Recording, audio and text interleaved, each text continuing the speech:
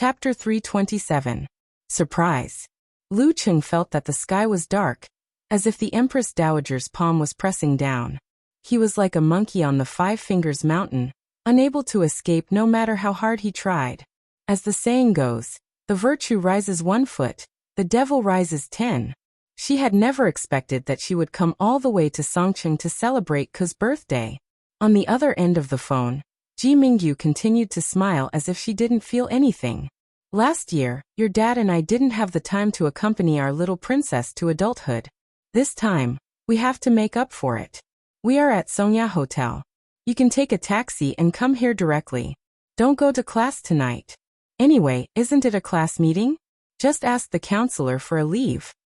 Okay. Yenjeka agreed, feeling warm and worried at the same time. Songcheng University's tradition was that the class on Sunday evening was fixed as the class meeting. Of course, it wasn't written in the class schedule. It was usually given a sock puppet such as situation and policy. This was the only class in the preset class schedule that couldn't be changed. Lu Cheng and Yenjika usually came back late because of away games on Sunday, so they directly asked for a long leave from the counselor through the school management. They didn't have to attend this class for a long time. After hanging up the phone, Yenjika pursed her lips and looked at Lu Cheng with complicated eyes. She opened her mouth several times but couldn't say anything. Lu Cheng quietly exhaled and smiled again. I want to ask a question now. How big is the shadow in my heart? Well, tomorrow is your official birthday. I'll treat you to a big meal tonight. He tried to dispel Ke's guilt by self-deprecating, but the loss and regret wouldn't disappear so easily. They couldn't hold each other's hands to celebrate the first birthday of their relationship. Moreover, he had no excuse to stay out all night tomorrow. Yenjika rolled her eyes and bit her teeth lightly. Suddenly she turned her head and looked to the side, slightly raising her chin. You and I will go over together. Ah? Meet the parents? Isn't this too hasty? Lu Cheng was shocked and frightened for a few seconds. But soon he calmed down and no longer panicked. I'm not bad now. I have the ability to guarantee Ke's future. I can hold my head high when I meet the Empress Dowager and father-in-law. There's nothing to be afraid of. This was confidence, and certainty. Well, it's definitely not good to go empty-handed. I have to hurry up and buy some gifts. What should my son-in-law bring when he visits for the first time? Seeing his surprised and thoughtful expression, Yenjika knew that he was thinking too much and outlining the future. She hurriedly said, What are you thinking about? I mean, why don't you stay in Songya Hotel tonight? When my parents are asleep, I'll come to find you. Let's spend the midnight together. Well, if my mom comes alone, she will definitely ask me to sleep with her. But isn't my dad here? The two of them love each other very much. How could they bear to part with each other? Same as us. Lu Cheng chuckled in agreement. He stopped all thoughts of meeting the parents and became happy and expectant again. Yenjika glared at him and snorted. She suddenly felt like she had done something bad again. She glanced at the luggage on Lu Cheng's back and suddenly realized something. You didn't stuff the birthday cake in there, did you? I was just wondering why Cheng brought his big backpack today. Not just the birthday cake. Lu Cheng smiled and kept her guessing. With his current strength and control of his body, even if he carried a small cake and ran around, it wouldn't be damaged. You have more gifts? Yenjika asked curiously and happily. She really wanted to know what it was now. Hey, you'll know when the time comes. Lu Cheng was determined not to tell, even though Ke kept asking. The family reunion, the delicious dinner, the surprise gifts, and the warm conversation had nothing to do with Lu Cheng. He stayed in room 1218 and busied himself with decorating. When everything was done, he chatted with Yenjika on the internet and patiently waited for her to appear. Number 1902 double-bedroom suite. Yenjika was sitting on the sofa, leaning back and holding Ji Mingyu's arm. She was chatting with her parents about her major. On the tea table in front of her, there was a cake that had been eaten and a candle that had been blown out. She looked at the time on her phone and deliberately covered her mouth to yawn. I have to get up early tomorrow and go back to school for special training. Oh, it's late. Wash up and go to bed. Yen Kai looked at his watch and automatically understood what his daughter meant. Okay. Yenjika nodded and asked a little guiltily. Dad, Mom, when are you leaving? I'll send you off. Our flight is tomorrow morning. There's no need for us to send each other off. Go back to school. Yen Kai held Ji Mingyu's hand and answered generously and gracefully. Okay, love you. Yenjika smiled and acted cute in a slightly excited mood. Watching her enter the bathroom and hearing the sound of water, Yen Kai said thoughtfully, "Ka seems to be thinking about something else and is absent-minded sometimes. Is it the first time she asked for leave and skipped school for this reason?" Ji Mingyu looked at him in amusement. She didn't know whether to praise him for having a sharp eye or ridicule him for being slow in thinking. She exhaled and leisurely said, "Girls at this age will inevitably have all kinds of thoughts." She hinted to her husband. Yen Kai nodded slightly and suddenly sighed with emotion. Ka has grown up unknowingly. She's a big girl now. Haha, I always feel that she was just a little girl yesterday. In the future is not far away. 20 years of life passed in the blink of an eye. At his age, it was inevitable that he would have such sentiments. Yes, a big girl. Ji Mingyu sighed faintly. She turned off the light and rolled on the bed. Resisting the sleepiness brought by the physiological alarm clock, she chatted with Lu Cheng about various topics and listened to the sounds in the living room. At 11 o'clock, she heard the sound of washing up. At 11:20, the door of the other bedroom closed. At 11:40, she waited patiently for a while. After changing her clothes and putting on her shoes, she carefully opened the door and walked out quietly and cautiously. She closed the door of her bedroom and put away the spare room card. She silently walked to the exit and turned the doorknob more attentively than when she was in the challenge tournament. She opened the door with a very faint sound. She walked out and closed the door behind her silently. She finally felt relieved. She took out her phone and sent a message to Lu Cheng. "Sister is here. Get ready to welcome me." Her footsteps became light as she skipped into the elevator. Swiping her card, she went down to the 12th floor and found room 18. She stopped at the door and felt inexplicably nervous. She took a breath and gently knocked twice. Creak. The door immediately opened as if magic was cast. She subconsciously looked in and saw that there was no light inside. It was dark, but in the darkness, there were bright stars, as if the night sky of the plateau was reflected here, vast and dreamy. The stars slowly rotated, forming a variety of beautiful constellations. On the bed directly below Sagittarius, there was a small cake surrounded by 19 candles. The warm light of the candles flickered, illuminating the red characters on the white cream. "For my fairy's 19th birthday. So beautiful." Yenjika sighed silently and walked in. Her eyes were faintly shining as she remembered what she saw in front of her. At this time, she heard a familiar male voice. "Happy birthday to you, happy birthday to you." Lu Cheng closed the door and walked behind Yenjika, humming a song. He took out a silver collarbone necklace from his pocket. It was simple and elegant, with a round and shining pearl hanging from it. "I'll put it on for you," he whispered in her ear. "Okay." Yenjika stood there quietly and looked at everything in front of her. She sounded a little drunk. Lu Cheng put the necklace in front of her and fastened it with his nimble fingers. The length of the necklace was just right. The pearl pendant hung in the middle of Yenjika's two beautiful and delicate collarbones, like a drop of water in those attractive hollows. "Is it beautiful?" Lu Cheng kissed her neck on the side. These were all gifts that he had picked out from Ka's preferences, and from her conversations and sharing of her own initiative. "Yes." Yenjika responded in a low voice. There were a lot of emotions in her heart, and a lot of words she wanted to say. But when they reached her mouth, they became inexplicable things. Why are you lighting candles on the bed? Be careful not to burn them." She only felt that her eyes were a little wet, and her face was a little hot. "Have you forgotten that I'm a walking refrigerator now?" Lu Cheng laughed in her ear and pulled her to the bedside. "Wait for midnight to make a wish." "Okay." Yenjika answered for the third time tonight. She looked around and tried to find a topic that would not make her excited. "What's the meaning of this collarbone necklace?" Lu Cheng was prepared. He laughed and said, "A pearl means that it's your first birthday after we got together. It also means that I'm giving you the championship I won this year." "Humph, A pearl necklace for my first birthday and 2 pearls for my second birthday? And a pearl necklace in the future? Yenjuka was a little flustered because of being moved and happy.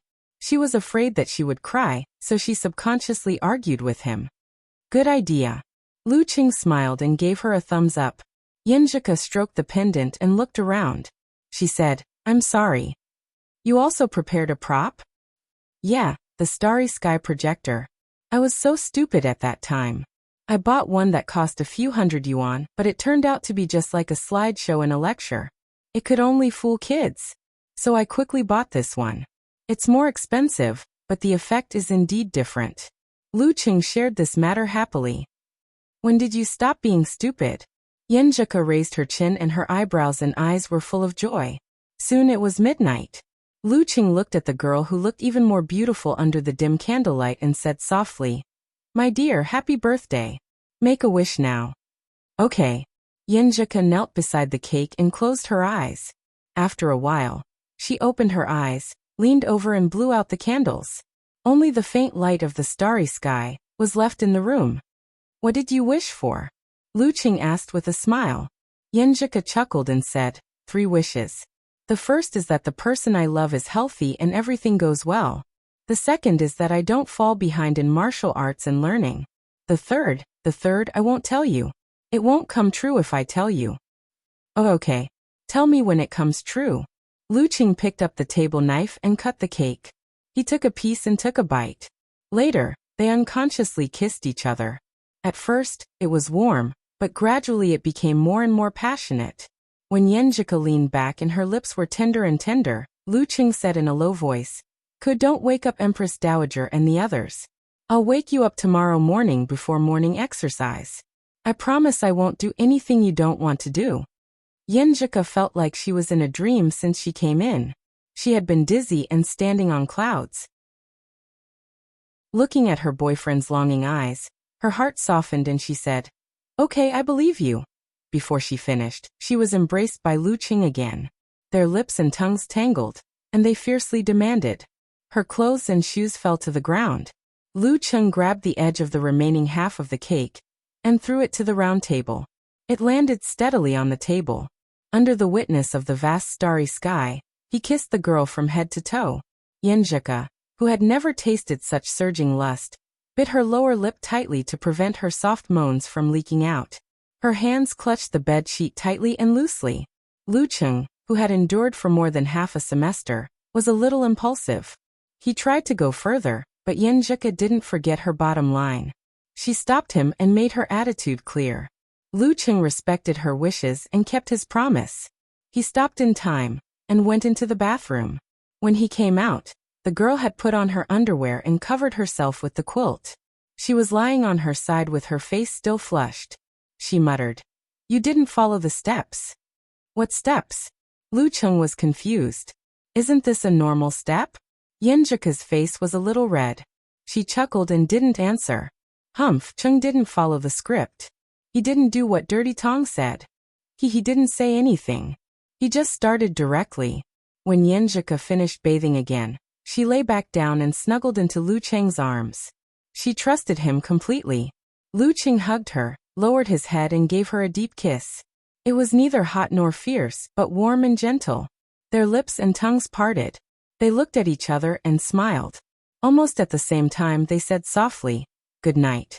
This was no longer a good night on QQ. This was a real and beautiful kiss.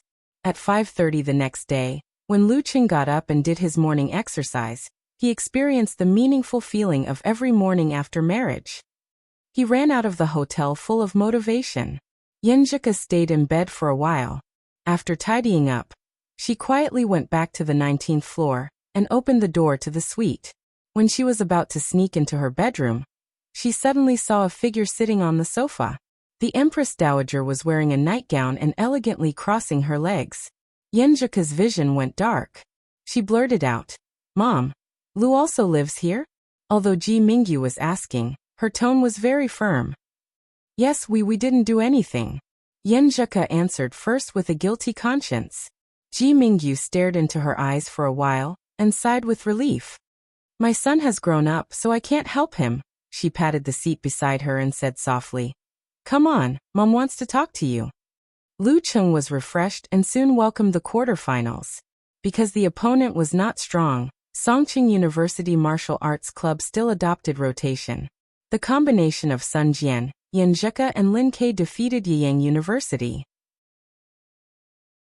On Saturday, December 14th, they were the first to enter the quarterfinals. After Sunday afternoon, the quarterfinals were all decided. The organizing committee announced the first round of matches. Sanjiang College versus Haiyuan College. Shanbei University versus Songqing University. The wind was blowing before the storm. Shanbei? Li Mao in the office of the martial arts club blurted out when he saw the match list. He forgot that Xu Rui was leading the team to shoot the material. Lu Cheng and the others already knew that they had to face Shanbei in the quarterfinals. However, they did not expect that the first match would be against the national champion of the last 2 years. Shouldn't it be the same as in the game? According to the order from the weakest to the strongest, they should face Haiyuan first, then Sanjiang, and then challenge the big boss after they have accumulated momentum. Why did they have to face the big devil at the beginning? Lu Cheng and Yan Zheke looked at each other, and then at Lin Quebec. They had mixed feelings. There was excitement and expectation, but there was also anxiety and nervousness. The first match against Shanbei would not only affect this match, but also affect the following matches due to the different results. If their momentum was thwarted and their morale was low, they might not be able to win the next 2 matches. Shanbei. In Sanjiang College, Chu Hui took off his top hat. Imitating a Western gentleman, he bowed in front of the computer screen with a smile. What an easy draw. Songqing University was going to fight Shanbei first, so they would definitely win at the first spurt of energy, then decline at the second, and finally be exhausted at the third. This was a great advantage for the martial arts club. Besides him, the other members of Sanjiang Martial Arts Club were also cheering. Shanbei. In front of the dormitory desk, Yin Xiaoling almost jumped up. She quickly posted a post on the forum to calm herself down. Unparalleled Dragon King, what should we do? The first match is against Shanbei. Unparalleled Dragon King said with a funny face. What else can we do? We can't give up the match, right? Phew, this is going to be a wonderful match. It's as if I'm seeing a storm of blood and shadows of swords. The fake driver, Okamoto's fan, said in a literary tone. At the end he added, if Songqing University wins, I'll share all my treasures. At least detention, replied Bull Demon King to the fake driver. Brahman, on the other hand, was screaming, I want to watch the competition live. Ah, little Nightfall, you have to help me look at that. Can I ask, what should I bring to cheer for the away match? A banner? A big picture? Yin Xiaoling's fear faded away. She gradually became excited, mixed with worry and excitement. You don't need to bring anything. Remember, watch yourself, don't get beaten, teased Unparalleled Dragon King. While Lu Cheng's fan forum was in full swing, the 2 lines of the match table also became a hot topic on Weibo. It was not strange that the match between the famous Heavenly Sons would attract a lot of attention. It could even be said that after the famous commentator, He Xiaowei rated the 4 Heavenly Sons in his mind, many people had been waiting for this match. The verified account National University Martial Arts Competitions took the initiative to post a preview of the match with a detailed long Weibo with short and eye-catching words. The most eye-catching match in each division, the Heavenly Sons duel in advance. Will Peng Liyun, who has been famous for a long time, have the last laugh, or will Lu Cheng and Lin Ke, who are still young and inexperienced? On December 21st, 3 p.m., we will meet at the Flying Bird Stadium of Shanbei University. The following is the latest introduction of the main players and the main substitutes of both sides. Peng Liyun, rumor has it that he has the combat strength of professional 6th pin during the summer vacation. After more than 4 months of hard training, based on his improvement speed, his consistent performance, and the fact that he did not contribute much in the previous division matches, his current strength is definitely worth looking forward to. Is he a strong professional 6th pin, a top professional 6th pin, or has he crossed the threshold of inhuman? Su Wanyan's Corvine mouth has improved again, but he seems to be addicted to his supernatural ability, and his martial arts strength has not improved. He is still at the top of the professional ninth pin, and has not crossed the threshold of being reborn. This time, his opponent Lu Cheng seems to be able to restrain his supernatural ability, which is not good news for him. Let's wait and see. Will his corvine mouth be better? Or will it be so fierce that he has no friends? Feng Zhirong, who first went to the martial arts school and entered Haiyuan, was trained, but later chose to enter Shanbei University. He and Lin Ke were in the same batch, and at that time, he was more famous than Lin Quebec. He entered the dance stage at the same time, and succeeded in the middle of August.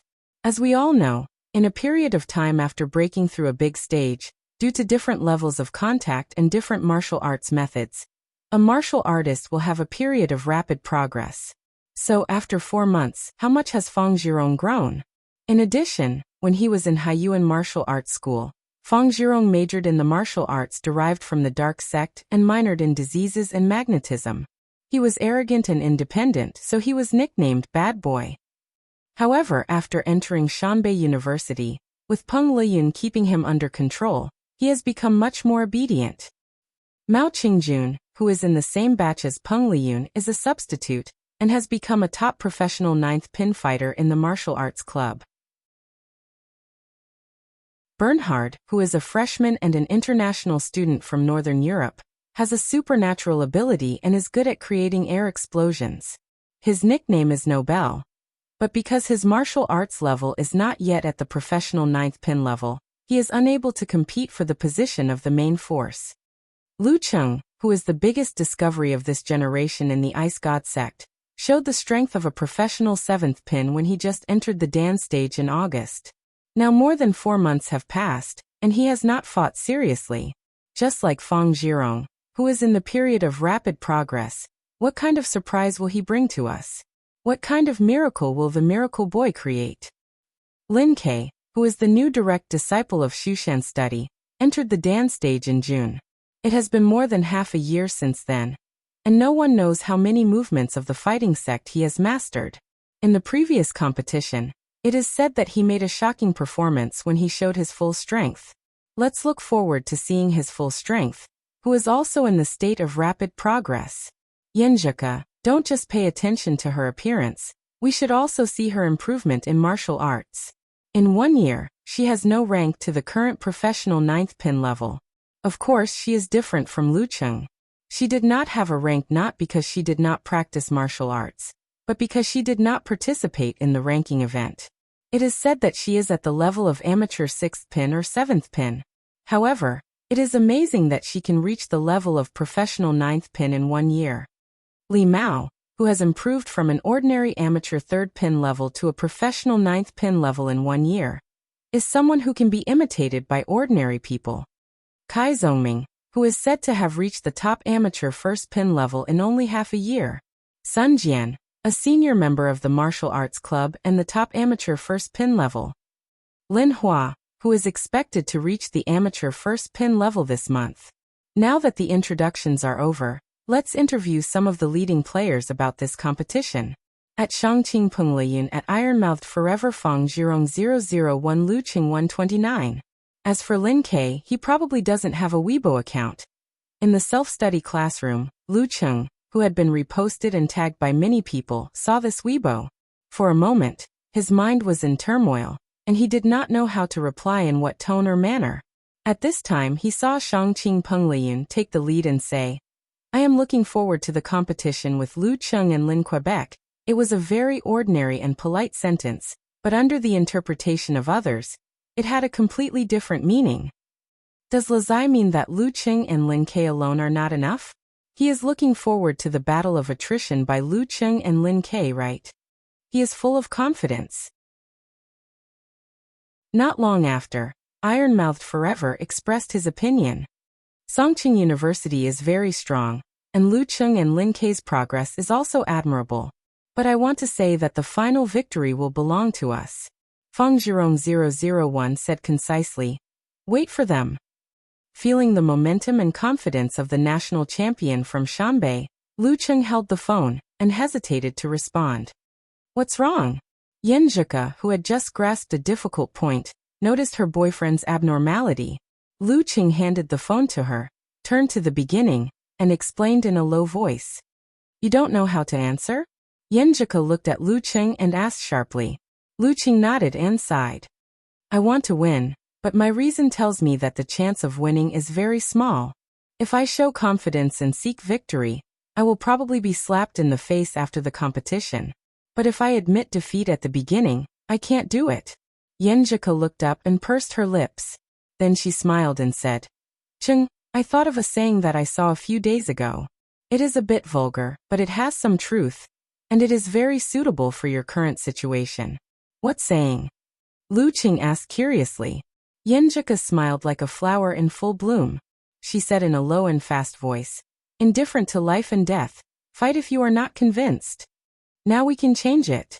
Indifferent to life and death, fight if you are not convinced. Indifferent to life and death, fight if you are not convinced. Indifferent to life and death, fight if you are not convinced. Lu Qing repeated it in his heart. Slowly he felt his blood boiling. He already knew how to reply. He considered his tone and did not use such direct words to post on Weibo. After all, he had to be polite in front of so many people. His fingers quickly typed, and Lu Qing read it one more time before he sent it. As a martial artist, you can lose but you can't admit defeat. Since you don't admit defeat, fight. Then fight. Chapter 328. Lu Qing's reply soon attracted a lot of attention. Some agreed, some mocked, and some praised. Not bad, young man. Your attitude is quite sincere. What a weak aura. Are you scared before the fight? Even if you lose, you don't want to lose. You can just say let's fight.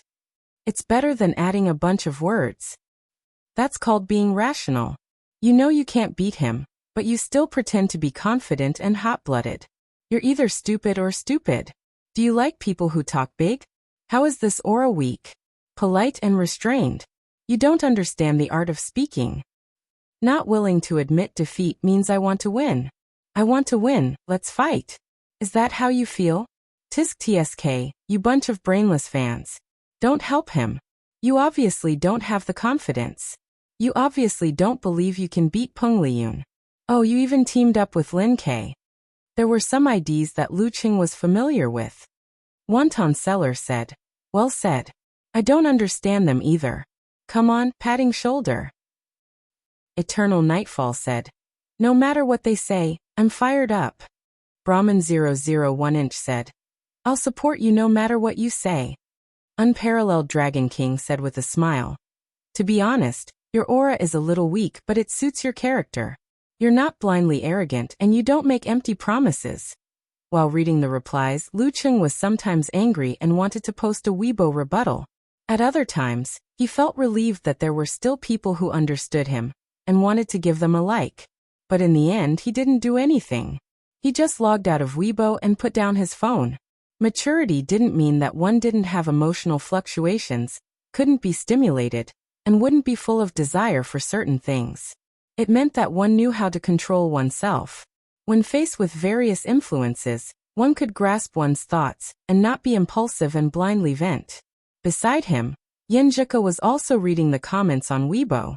She was even angrier than him. These people are so hateful. I want to catch them and reason with them. Looking at the girl's puffed up cheeks, Lu Qing couldn't help but laugh. His mood instantly improved. Go ahead. I haven't seen Coach Yin scold anyone. Yenjika glared at him, annoyed and amused at the same time. I scold people all the time, okay? You idiot. That's true. Lu Qing smiled at the scolding. While flirting with each other, he completely adjusted his state of mind. He no longer thought about the external discussions and turned his attention to the competition on the weekend. On Friday, December 20th, at 8:35 p.m., the Songqing University Martial Arts Club arrived at Pingjiang City, Shanbei Province.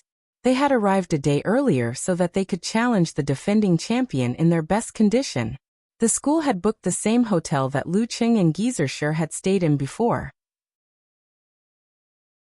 Firstly, it was close by, so they could walk directly into Shanbei University without having to take a bus. Secondly, the environment and accommodation were good. There was a private martial arts gym nearby, so they could rent a place for a few hours for special warm-up training. However, the star rating of this hotel was a little different from what Geysershire had boasted. He felt that the principal didn't give him face, and insisted that the school change the hotel to a room for one person instead of the usual double bedroom for two people. Of course, the reason he gave was very legitimate and very convincing, so that everyone can sleep well and be in good condition tomorrow. When they arrived at the hotel, Lu Qing put down his belongings and entered Yenjika's room. He seized the time to watch the video and discuss the opponent, racing against time. This was the strongest opponent he had encountered so far. No matter how well prepared he was, he couldn't be too prepared. Yenjika had missed a lot of homework because of this, so she had to catch up when she got back. At 10:30 p.m., he didn't shamelessly stay in Yenjika's room. After all, they were not the only ones staying in the room. He had to consider the girl's reputation. Yenjika curled up her legs and sat on the bed. She put her arms around his neck and took the initiative to give him a deep kiss. After their lips and tongues parted, she smiled softly and said, "Good night." "Good night." Lu Qing kissed her forehead again, turned around and walked out of the room with a smile. "Do you think I'm a kid?" Yenjika touched her forehead and fell down. She hugged the quilt and smiled. The next day before dawn, Lu Qing got up on time at 5:30 a.m. He washed up and changed into his martial arts suit. He opened the door to find a place to do morning exercises.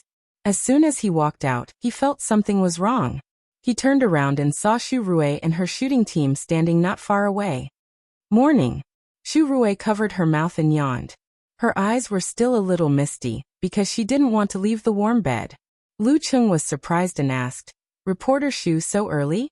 The other members of the martial arts club were still sleeping.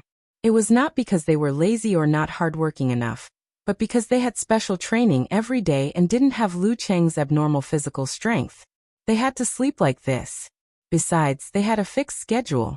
A sudden change on the day of the competition would affect their condition.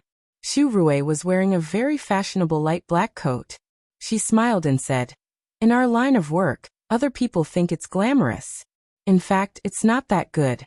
It's common to wake up early and sleep late. My skin is much worse than when I was in college. I have to spend half of my money on skincare." After closing the distance by complaining, she said with a smile, "I've heard that you always wake up early at 5:30 a.m. to do morning exercises every day, but I never got a chance to film it. This time I finally got the chance. Don't worry, I won't film your specific training. I'll just film you going out, running, and looking for a training ground." "Okay." Lu Qing agreed. Xu Rui immediately beamed. She ordered the team to follow and film. In the end, she asked, "Does Lin Ke also do morning exercises?" "Yes." Lu Qing answered without hesitation. This was what Ke had told him. "Oh, what time does he go out?" Xu Rui asked in surprise. "That I don't know. He's always been a loner." Lu Qing spread his hands. Xu Rui clapped her hands. She smiled and said, "There's news. The two leading members of Songqing University Martial Arts Club have a lot of conflicts. Actually, we're relatives. You don't talk like this in front of Lin Ke." Lu Qing complained in his heart. He didn't chat with Xu Rui anymore. He turned around and ran slowly to the elevator. Xu Rui made a gesture, and the whole team followed him professionally. After leaving the hotel, Lu Qing went into the light white fog of early winter. After getting his bearings, he ran into Shanbei University. While running, he suddenly remembered something. He subconsciously turned to the stadium. Now today, will he still train there? Following the path in his memory, a path that was almost unfamiliar to him, Lu Qing ran to the vicinity of a large sports field and looked directly at a ginkgo tree. The yellow leaves of the ginkgo tree were falling. The sky was dark and filled with mist. A young man in a white martial arts suit was standing in the middle of the field. He was moving vigorously. He's really here. He didn't relax at all. Lu Qing felt as though he was touched by something back then. Even though it was too far away and he couldn't see clearly, he recognized the young man in the white martial arts suit from watching him day and night. He was the leading member of Shanbei University Martial Arts Club, the direct disciple of Shangqing sect, Peng Liyun. Lu Qing didn't look at other people's training. It was taboo. Just as he was about to turn around and find another place, Peng Liyun suddenly stopped, raised his head, and looked at him. With a whoosh, Lu Qing felt like there were two flashes of lightning in front of him. They lit up the darkness and dispersed the mist. Of course, this was just his illusion. The lightning wasn't real. It was the two flashes of light in Peng Liyun's eyes. Even from such a distance, the two flashes of light had such momentum. Suddenly, Lu Qing thought of a symbol of the Thunder sect of Taoism, white in the empty room. This meant that after successful training, one's qi and blood would be full of vitality, and his spirit would be so strong that he could see daylight by running his Dan qi in an empty quiet room. Peng Liyun has reached this level? Has he completed the level below the inhuman stage? Under the polishing of the army formula, Lu Qing's willpower had become tougher and sharper in certain aspects. He didn't panic when he suddenly met the gaze of the empty room, nor did he try to avoid it. He didn't even close his eyes subconsciously. He looked back at Peng Liyun and nodded with a smile. He didn't hide his burning desire to fight. The light in Peng Liyun's eyes faded. He nodded from a distance and responded with a smile. Without any other communication, Peng Liyun started training again. Lu Qing turned around and ran to another secluded place.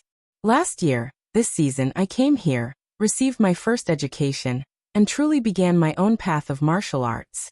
This year, I've returned here, and I'm qualified to be a challenger. Did you get it? Xu Rui didn't expect to see such an encounter between Lu Qing and Peng Liyun in a simple morning training. She was so excited that she couldn't speak. This was material that could only be encountered but not sought. We didn't get that look. We can only edit it according to the front and back. The cameraman was very disappointed.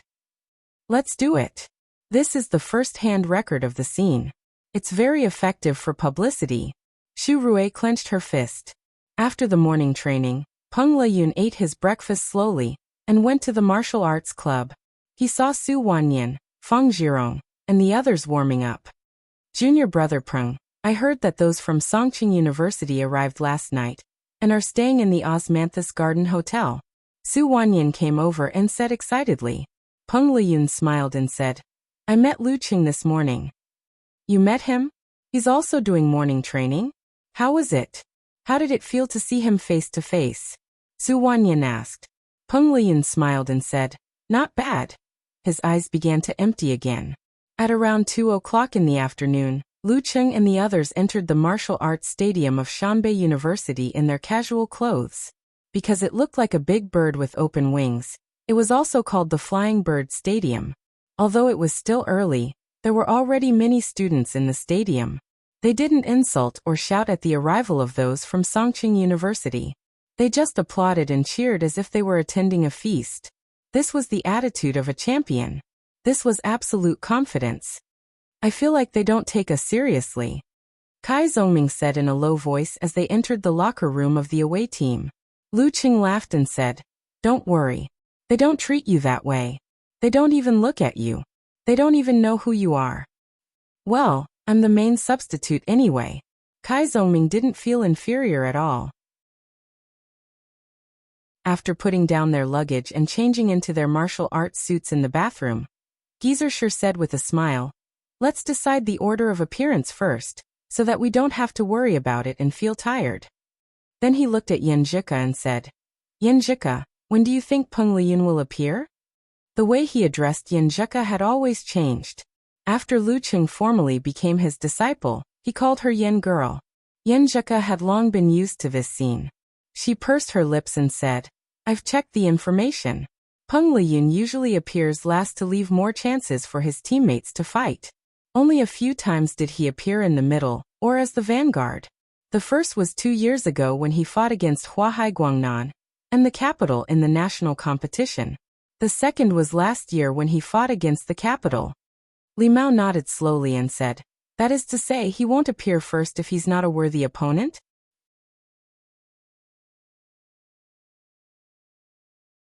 Chapter 329. After hearing Li Mao's words, the whole locker room fell into silence, as if they were asking themselves if Songqing University Martial Arts Club was a worthy opponent for Peng Liyun. In such an atmosphere, Yan Zhika smiled and answered, No matter what, we are not opponents that he can take lightly. So this time he will definitely not be the last one to come out. Why? Sun Jian blurted out. Isn't this a contradiction? Peng Liyun didn't come out in advance when he fought Huahai and Guangnan last year. Yanzhika smiled and glanced at Lu Cheng. Because Cheng's supernatural ability can restrain the Corvine mouth. If Shanbei doesn't want to give us a free match, they will definitely let Su Wanyan come out last. In this way, even if he encounters Cheng, it will be Cheng who has fought hard. He will have a chance to win with his own martial art strength. Besides, no one knows whether his lucky star can still reflect the Corvine mouth when Cheng's condition is low. Without a similar supernatural ability user to help him do the experiment, Lu Cheng couldn't figure it out himself. But he vaguely felt that since this supernatural ability was rooted in the Jindan, his own condition wouldn't affect the result too much.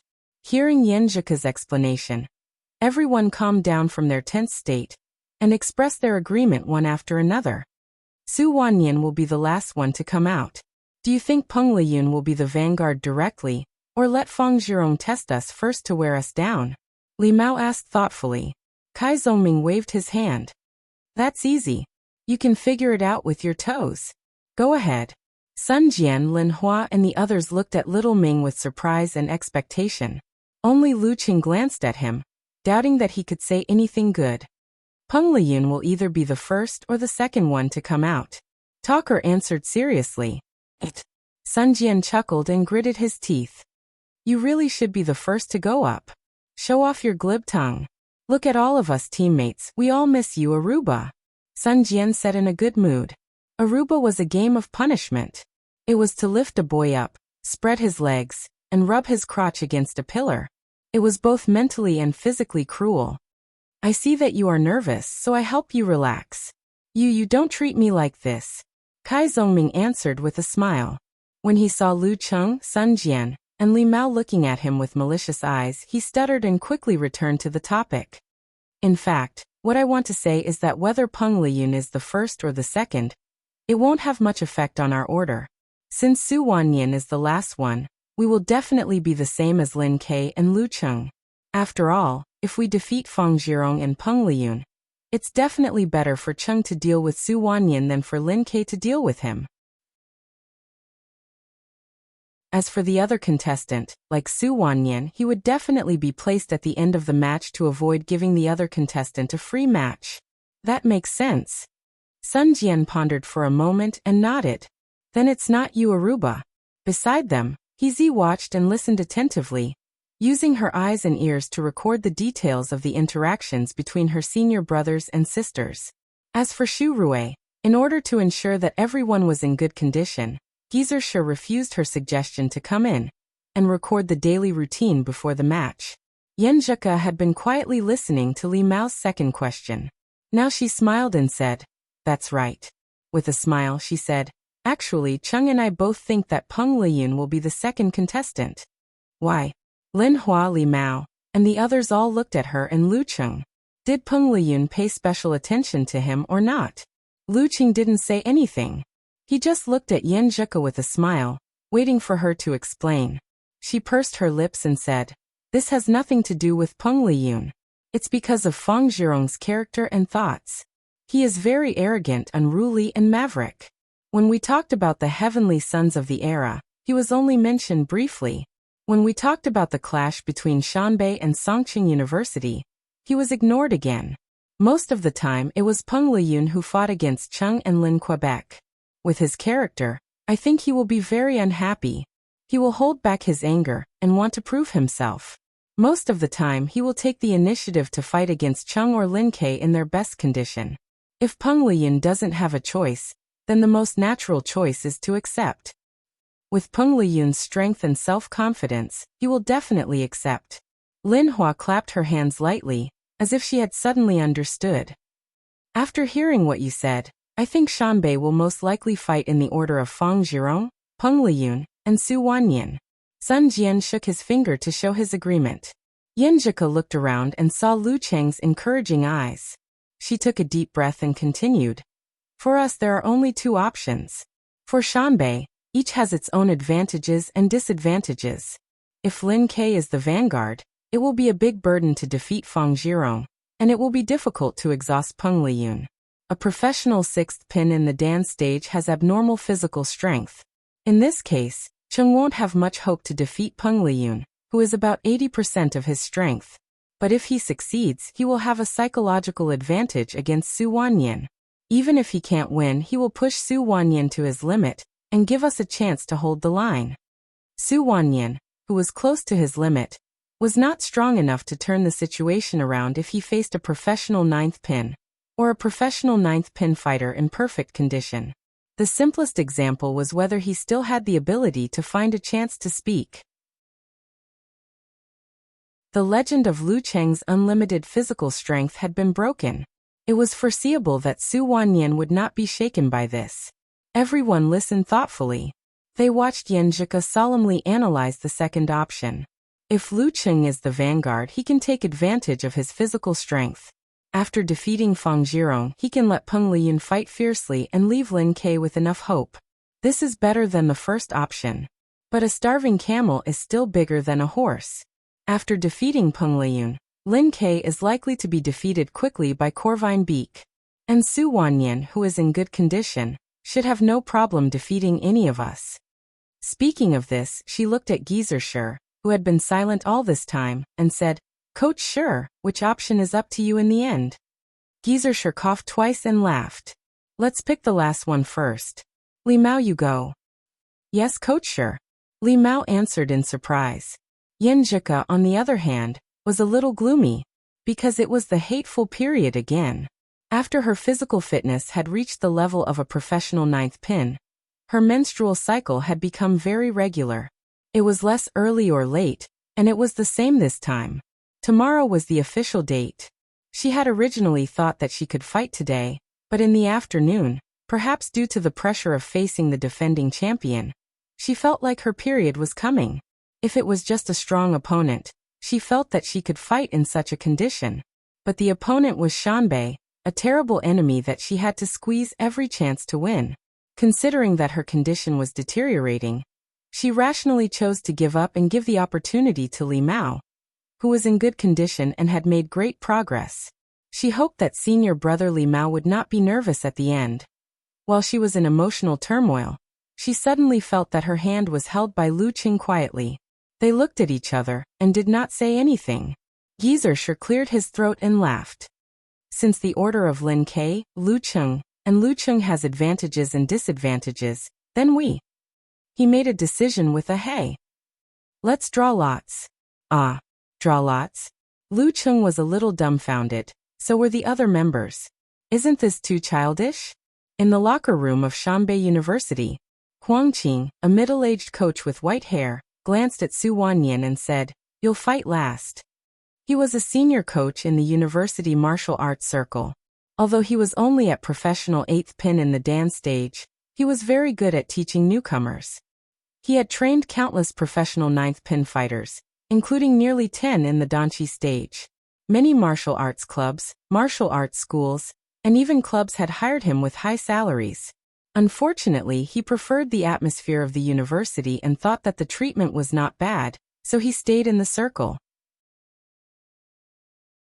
In the last 2 or 3 years, he had been working quietly behind the scenes, overshadowed by Peng Liyun. "Okay." Su Wanyan heaved a sigh of relief and replied happily. Huang Qing was about to continue the arrangement when Fang Zhirong suddenly stepped forward and said, "Coach, I want to fight first." Looking at his stubborn eyes and freckles, Huang Qing unconsciously glanced at Peng Liyun, only to see that the heavenly son of the era had come back from his daze, and was smiling casually. "Okay, you'll be the vanguard." Huang Qing agreed to Fang Zhirong's request. This bad boy took a bit of a wrong path when he entered the university. Thanks to Huang Qing's correction and guidance, he was able to maintain his progress and reach the Dan stage in 1 year. He was Huang Qing's proud disciple. Fang Zhirong nodded hard, then took a deep breath and looked out of the door. "I'll prove to everyone that I'm also a heavenly son of the era." The copyright of this year's university martial arts competition was bought by a big video website, so the match between Shanbei and Songqing University could only be watched on the internet. Brahmin had 2 braids hanging in front of her and a pile of snacks in front of her. Her eyes were focused on the computer screen, listening to the conversation between the host and the guest commentator, a high-ranked dance stage grandpa, Zhang He. After listening to Senior Zhang's analysis, I have a general idea. Today's highlight is not whether Songqing University can beat Shanbei, but whether Lu Cheng and Lin Ke can take turns to beat Peng Liyun.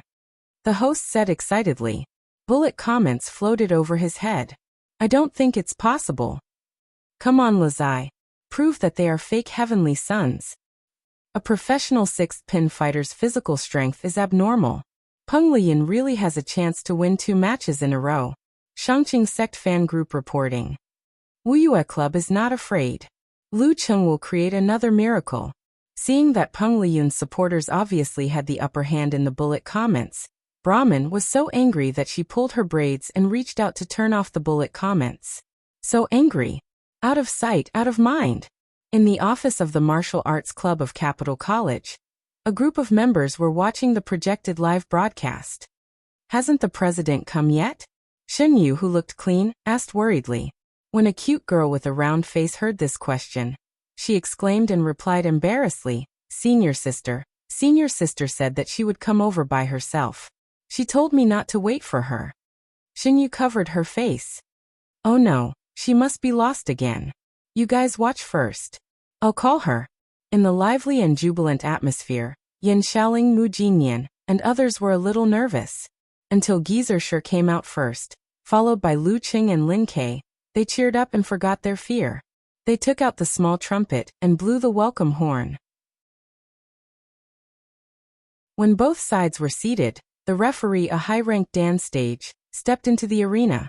The broadcast began to announce the 2 sides of the first match. First round, Fang Zhirong. The announcer paused deliberately to let Fang Zhirong receive the cheers of the audience. Then he shouted in a normal tone. Against Lin Ke. The focal battle was about to start.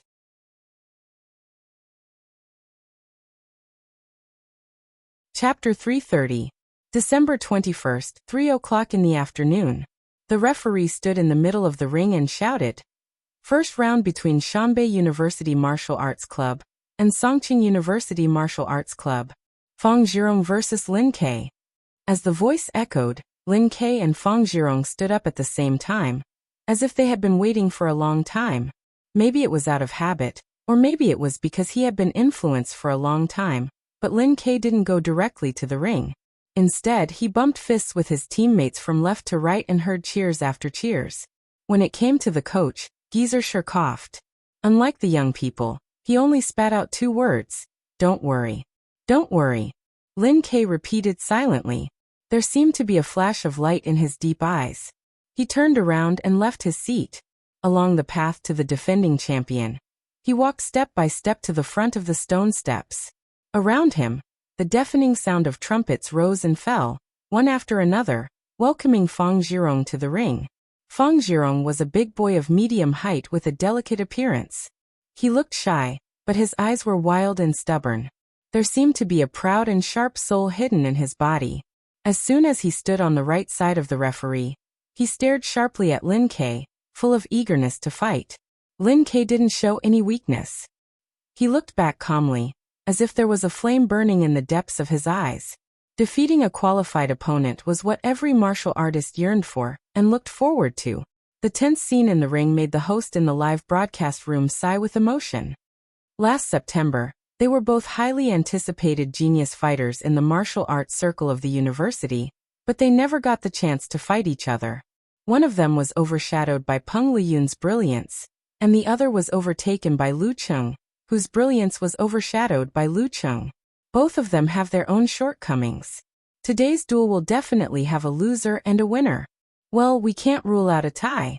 In short, the winner will get back the glory that belongs to him, and the loser will be dejected, suffer greater setbacks and bear greater pressure.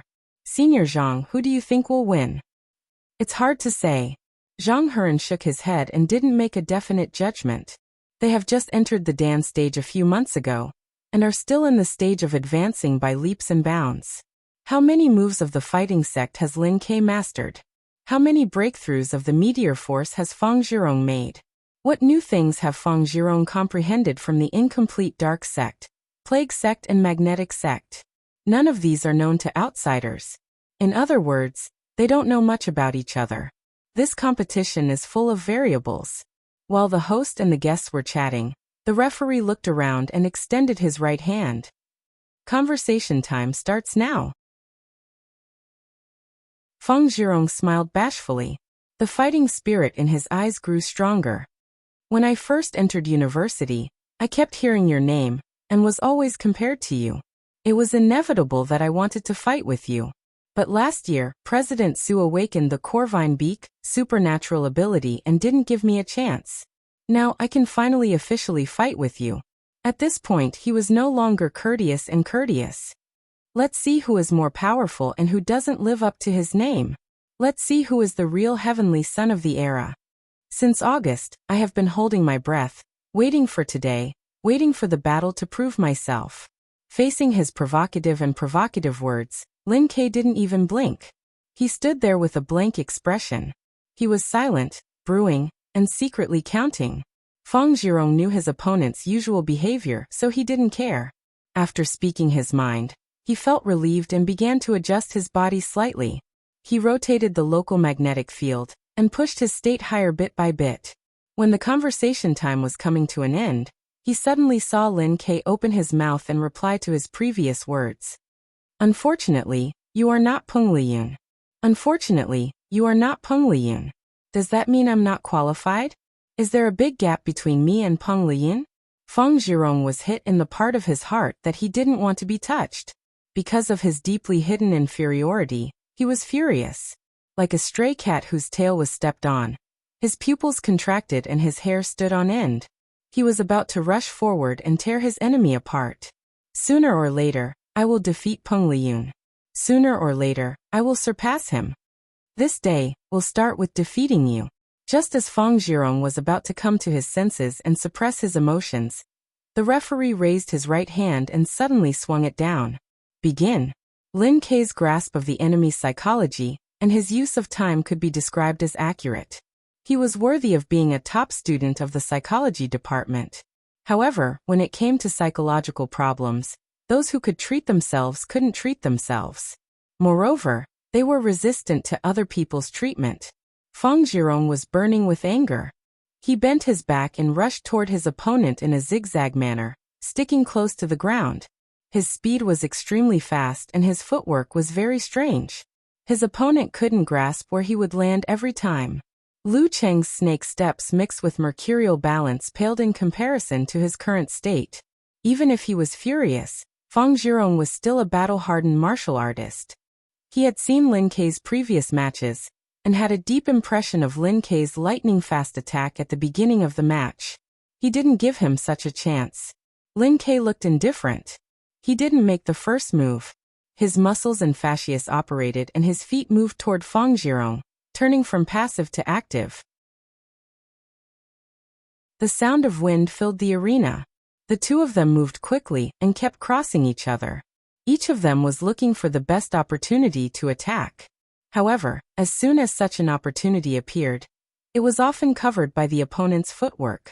They didn't collide for dozens of seconds, as if they were performing a dance for the audience. The layman enjoyed the show, while the expert appreciated the skill. While the audience was slightly disappointed that there wasn't a physical fight, Lu Cheng was watching attentively.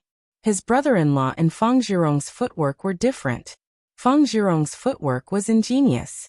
He moved in a straight line like a shooting star. He won with speed, and won with skill. The other was curved but not straight. He moved in circles and was more unpredictable. He was like a ghost in the dark night. Of course, they weren't very accomplished in this aspect.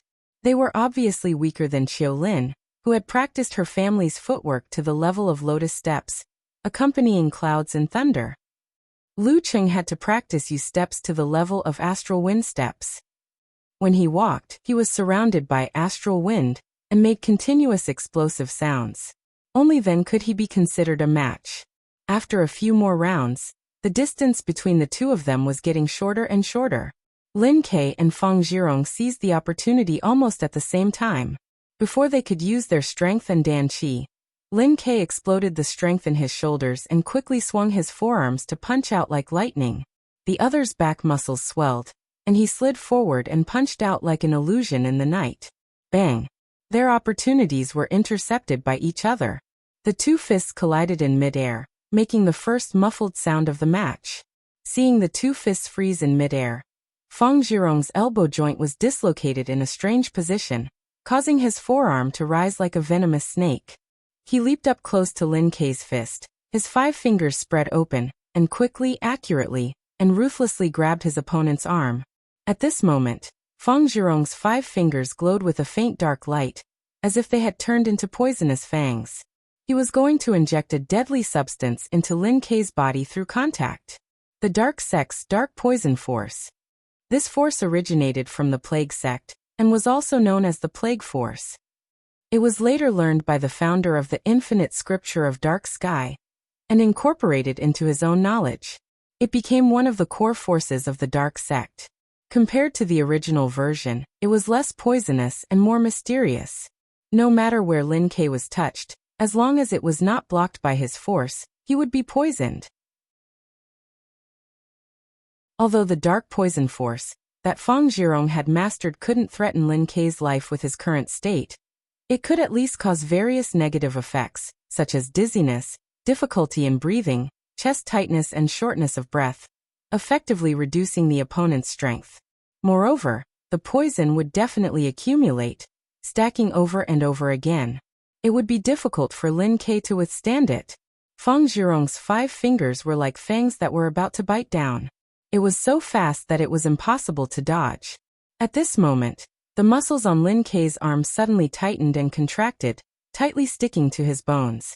It made that part of his body shorter, out of thin air, causing Feng Zhirong's poisonous fangs to be slightly faster. It was as if he was trapped in a place of nothingness. This tightening and contraction was not normal. It was done by Lin Ke's force concentration. Following that, he didn't try to grab his opponent's wrist. Instead, he spurted out his Dan force and stomped his left foot. The 16th move of the fighting sect, earth cracking. Boom. The sound exploded from inside the arena. The ground under Feng Zhirong's feet suddenly cracked open, with a strong force rushing up like a volcano coming to life. Compared to the previous move, Lin Ke's move had improved a lot. Feng Zhirong felt pain in the sole of his foot, and couldn't help but pull back his leg. His body lost its balance and became unsteady. During this process, his right hand moved up and his 5 fingers left Lin Ke's arm. He couldn't catch Lin Ke anymore, so he injected the poison force. Lin Ke's eyes flashed. He wanted to seize the opportunity to start a combo. In this situation, Feng Zhirong didn't follow the momentum of the swaying to avoid the follow-up attacks with his footwork. He also didn't use force concentration to circulate his qi and blood to stabilize his body and defend against the counterattack. Instead, he swayed his center of gravity, exerted strength in his shoulders, and swung his right hand backward, hitting Lin Ke's arm with the back of his palm. He did some visualization in his mind. The darkness on his fingertips faded quickly, and the edge of his palm was stained with a touch of green. Bam! Lin Ke, who was about to attack, couldn't dodge in time. The back of Lu Cheng's hand brushed past his forearm. His vision suddenly turned black, and he felt an indescribable pain. It was as if he had suffered a fracture, as if he had been hit in a vital part. It was just a brush, but it hurt so much. The 27th move of the Plague Sect, Scorpion Tail Needle. Feng Zhirong hadn't wasted the past few months. Not only had he mastered the force, but he had also mastered 2 unique moves. This move couldn't bring out the toxicity of the Dark Poison Force, but it could cause more pain than normal, which would obviously affect the enemy. Although Lin Ke's right hand wasn't hurt, it still felt like it was disabled because it was uncomfortable when he used force. At this time, Feng Zhirong finally swung away and staggered back a few steps. Lin Ke knew that this kind of stimulation could be resolved by shrinking his qi and blood, force and spirit, but it was equivalent to wasting a chance to break out the Dan stage. Therefore, he stubbornly clenched his teeth and endured the pain without doing anything. His face was pale and his forehead was covered in cold sweat.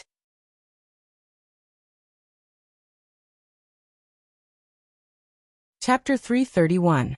While Lin Ke was enduring the pain, Fang Zhirong was not relaxed at all. For this match, he had watched many videos of powerful dance stage fighters from Shushan Study, and was deeply impressed by their terrifying combo moves. Just now, when the sole of his foot was injured and he lost his balance, he subconsciously thought of this. Therefore, he used the scorpion tail needle in advance to avoid falling into the brink of failure. His original plan was to use this move of the plague sect at the critical moment, and take advantage of Lin Ke's sudden pain to seize the opportunity to win. Now that he had exposed it so early, not only did he lose the element of surprise, but also caused a great burden to his body. It was all because he had been provoked by the scorpion tail needle, so the fight was more risky. Fang Zhirong was quite annoyed. He restrained his emotions, bent down again, and zigzagged around Lin Quebec. He did not attack and did not give his opponent a chance to use force concentration to relieve the pain. Being distracted by the pain would consume a fighter's energy. He intended to prolong this process as long as possible to weaken Lin Ke, until his opponent got used to the pain. While zigzagging, he was slightly limping because the sole of his right foot had been hit by the earth fissure, leaving bruises and pain. If it were not for his shoes, he would have been seriously injured. In the short fight, both sides had suffered losses. Taking advantage of this opportunity, the commentator in the live broadcast room, Zhang He, explained in detail the few terms he had shouted before. Dark poison force is one of the core forces of the dark sect. It's very poisonous. No matter where it hits the opponent, it will cause a snake-like effect. As for the symptoms after being poisoned, it will depend on which aspect Fang Zhirong focuses on. The dark poison force, practiced by different dark sect fighters, is different. Some will cause hallucinations, some will cause shortness of breath, and some will cause dizziness. Scorpion tail needle is a dance stage move of the plague sect. It's part of the incomplete version, and can produce pain that is several times greater than the original damage. The host was stunned when he heard this. He gasped and said, "Senior Zhang, is this true? But Fang Zhirong has no supernatural ability. How did he practice this force and this move?" For a dance stage martial artist without supernatural ability, before he entered the inhuman level and his root pulp changed, the force he cultivated depended on the cooperation of his own muscles, fascia, 5 viscera, 6 bowels, and spirit to create a certain effect by producing special waves. For example, a normal dance stage martial artist of the ice sect couldn't have such a strong frost force as Lu Cheng, let alone be able to release it. But according to Senior Zhang, the impact of Fang Zhirong's force and moves were beyond the normal level. Zhang He laughed and said, "He must have used the corresponding medicine to help him practice, just like how some fighters practice poison palm. This kind of force and moves can only be exerted by touching the opponent in a fixed position. It will be weaker and weaker each time, so he has to practice it again after the competition.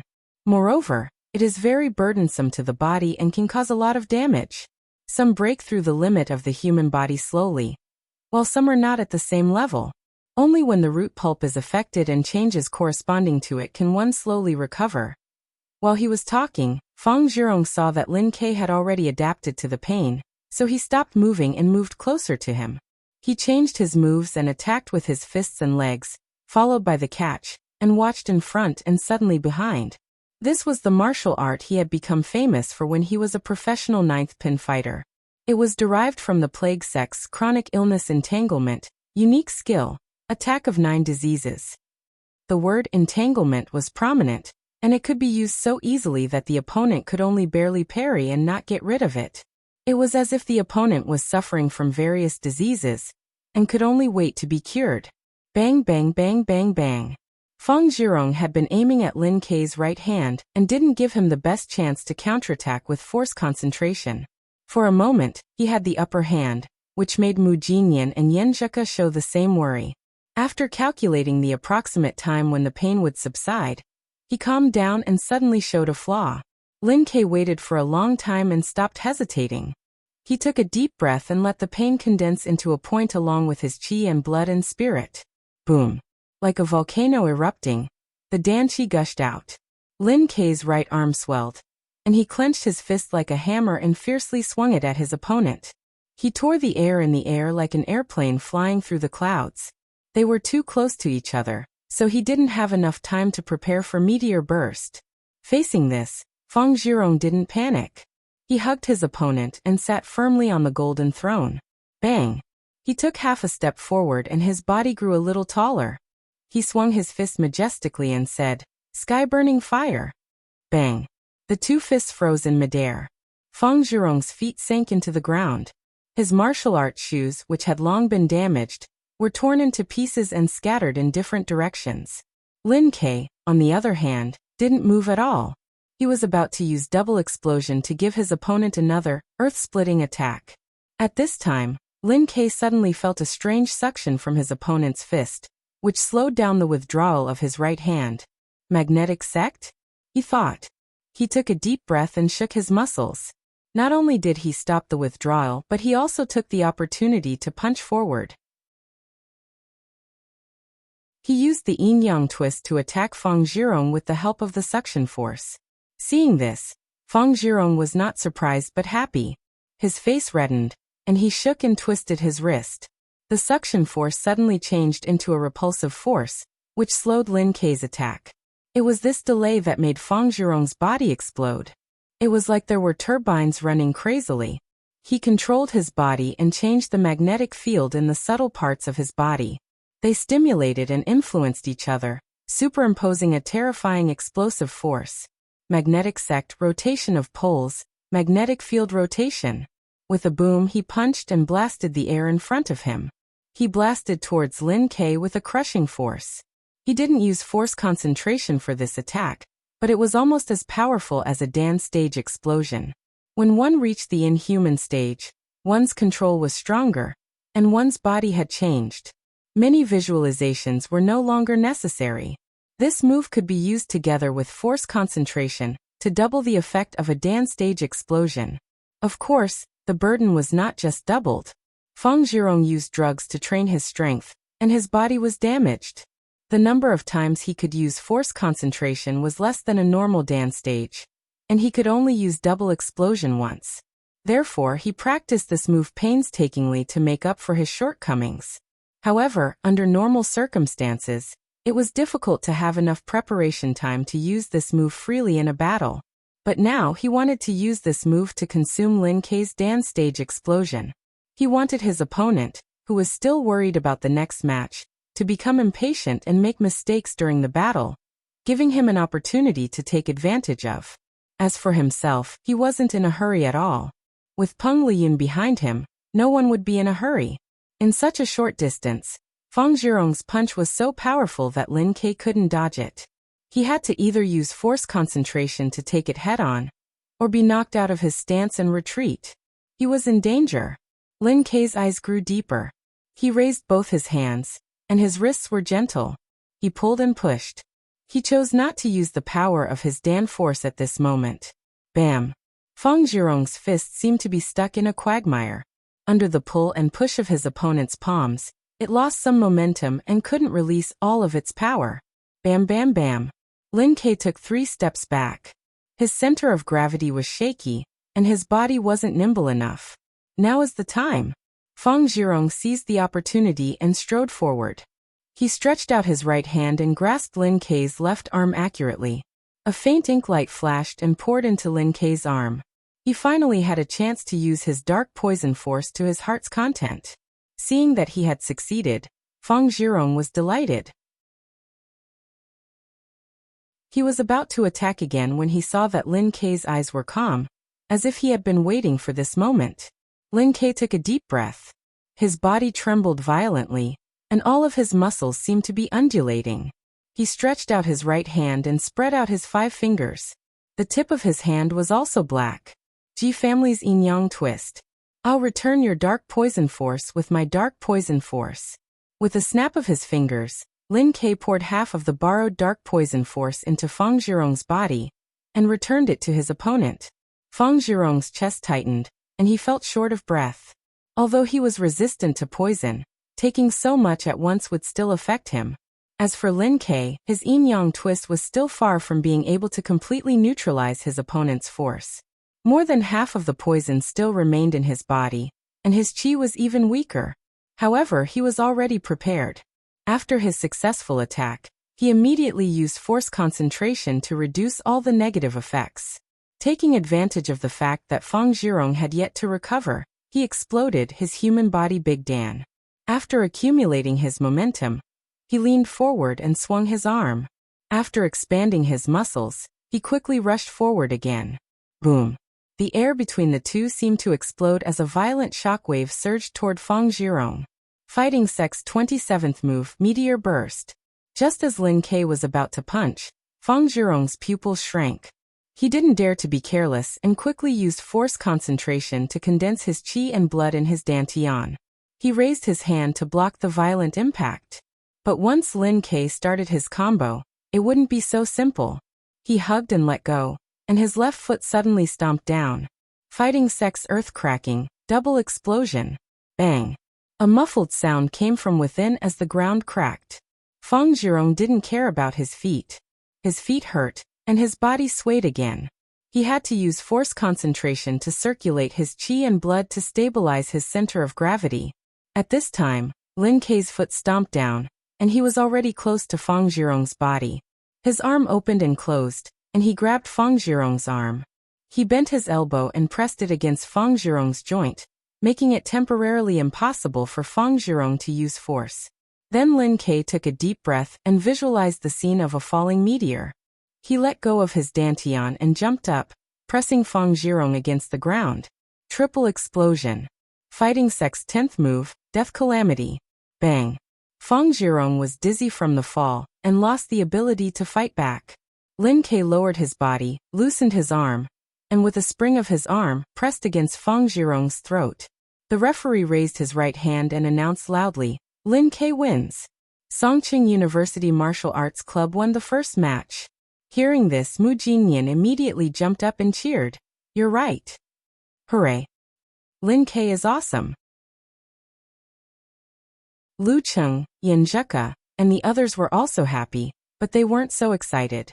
The match was not over yet, and there were still many difficulties ahead.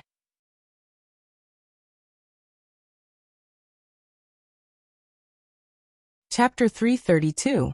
In the live broadcast room of the video website, the commentator, Zhang He, was full of praise for Lin Ke's attack. If you look at the three moves separately, they're just SOSO. The application of force is more important than the cleverness of the moves. But the connection between them. The connection is just right. One move after another, leaving no chance for Fang Zhirong to escape. Lin Ke seems to have grasped some of the essence of the combo of the fighting sect. In the end, Fang Zhirong couldn't fight back. Firstly, his arm was caught. Secondly, his joints were pressed. Thirdly, Lin Ke must have sent a corresponding force into his body, which affected him and made him unable to use his full strength. Otherwise, how could this combo be called death? When Lin Ke grabbed Fang Zhirong, pay attention to his fingers. There's also the performance of dark poison force. This should be a unique skill derived from the shifting stars of the fighting sect. If I'm not wrong, it's probably the yin-yang twist of the Ji family. Risky, a little risky. With Lin Ke's realm, it's a little risky. Lin Ke held back at the end. If he didn't hold back, with Fang Zhirong's current physique he would have lost half of his life. If he was unlucky, his spine would have hit a sharp stone. Then he would have been paralyzed. Fang Zhirong too. Sigh, how should I say this? Others are incoherent once they succeed. But he got it in one move and forgot to be cautious. He wanted to win too much and cared too much. Listening to old Master Zhang's explanation, the bullet screen floated by. Damn, Lin Ke was so cool when he grabbed Fang Zhirong and pressed him down. My blood is boiling from watching this. When Fang Zhirong's back hit the arena with a bang, I was so excited that I was burning. This is a competition, this is martial arts. Those who are burning should go away. Me too. But I'm supporting Shanbei. When Fang Zhirong hit the ground, I who am familiar with romance novels, thought of a word, a ravaged ragdoll. Sigh, looks like Fang Zhirong is falling behind. He's out of the competition for the heavenly son of the age. He can't even beat Lin Quebec. What a piece of trash. Damn, is this a fake competition? Just look at the odds. I supported him so much. He's so useless. The audience couldn't hide their disappointment either. No one wanted to see Lin Ke lose, but as supporters of the defending champion, they had experienced the test of battle time and time again. So they restrained their emotions and sincerely applauded Lin Quebec. They applauded for his performance just now, and for the last hit that made their adrenaline rush. They tolerated Mu Jinyan's excitement and cheers to the greatest extent. Yan Xiaoling was stunned and suspected that Xianbei did not have many supporters. Most of the people present were hired extras. His demeanor is not bad. I can let myself loose later, she thought silently. Amidst the applause, the Xianbei students subconsciously turned their eyes to the home team seats, waiting for the king to pick up his scepter and ascend to his throne to appease the disappointment in everyone's hearts. Ever since he entered university, he had never really failed. Peng Liyun cast his gaze towards the ring and unhurriedly unzipped his clothes. He took off his winter coat, revealing the martial arts suit underneath. Xianbei's martial arts suit was the traditional pure white, which clashed with Songqing's white with black edges.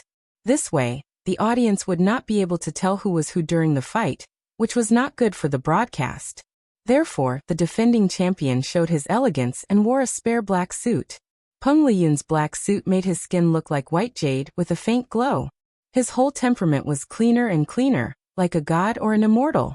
On the chest of his martial arts suit, there was an embroidered pattern of 2 crowns, which symbolized that Xianbei had won 2 national university martial arts competitions championships. 2 years ago, there was none. Under the watchful eyes of the audience, Peng Liyun flicked his clothes, collected his thoughts, and stood up with a focused gaze. The moment he stood up, the audience went wild. Countless voices merged into one shout, "Champion!" On the arena, Lin Ke let go of Fang Zhirong and took 2 steps back.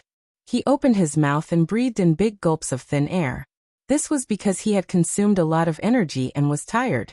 It was also because of the remnants of the dark poison force that was still affecting his body.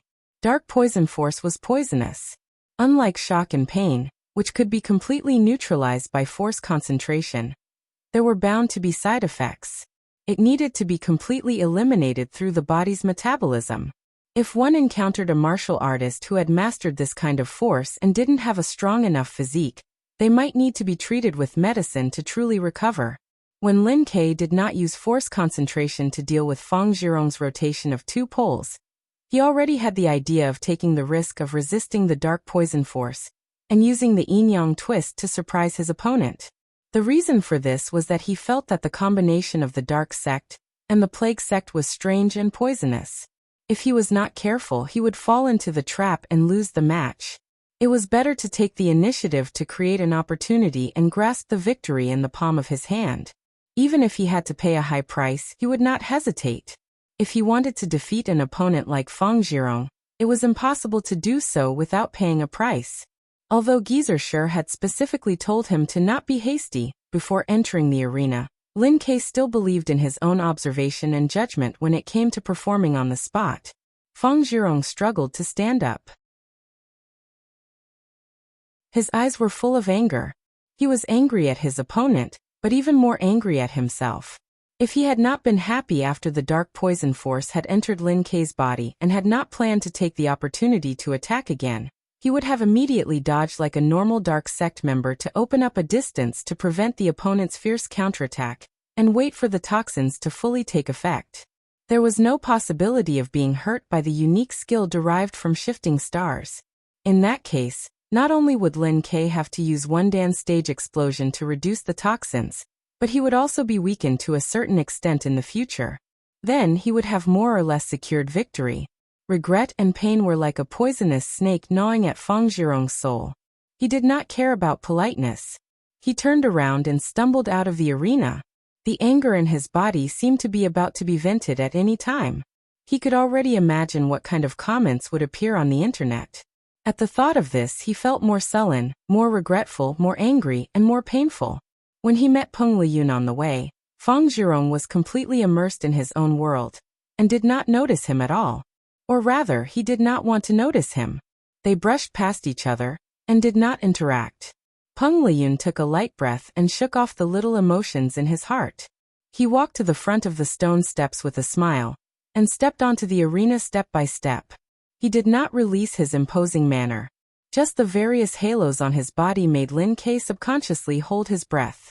A man's name was like a tree's shadow. The heavenly son of the age naturally had an intimidating aura.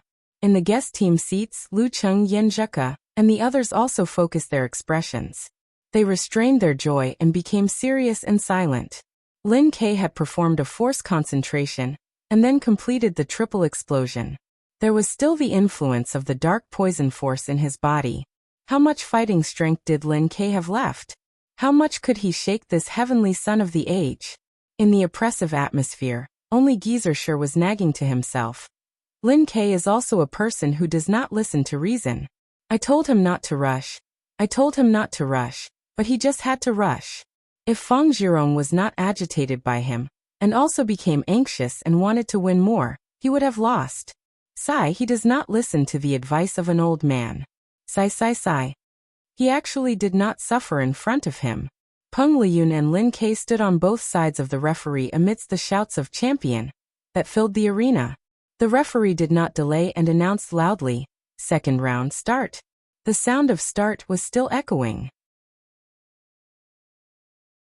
Just when everyone thought Lin K would use the tactic of avoiding the opponent's main force to save his strength and try to exhaust Peng Liyun, and seize the opportunity to break out the dance stage at the critical moment, the qi, blood, and force around his body suddenly contracted and condensed, then expanded and expanded.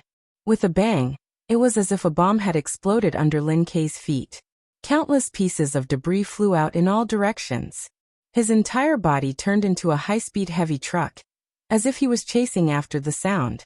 He rushed towards his opponent with a buzzing sound, closing the distance between them in the blink of an eye. But just when he took a step, Peng Liyun seemed to have a premonition. His qi and blood condensed and his waist swayed like a cloud, naturally and harmoniously bouncing out. He faced the challenge head-on and did not avoid it at all. With this flick, there seemed to be an afterimage in the air.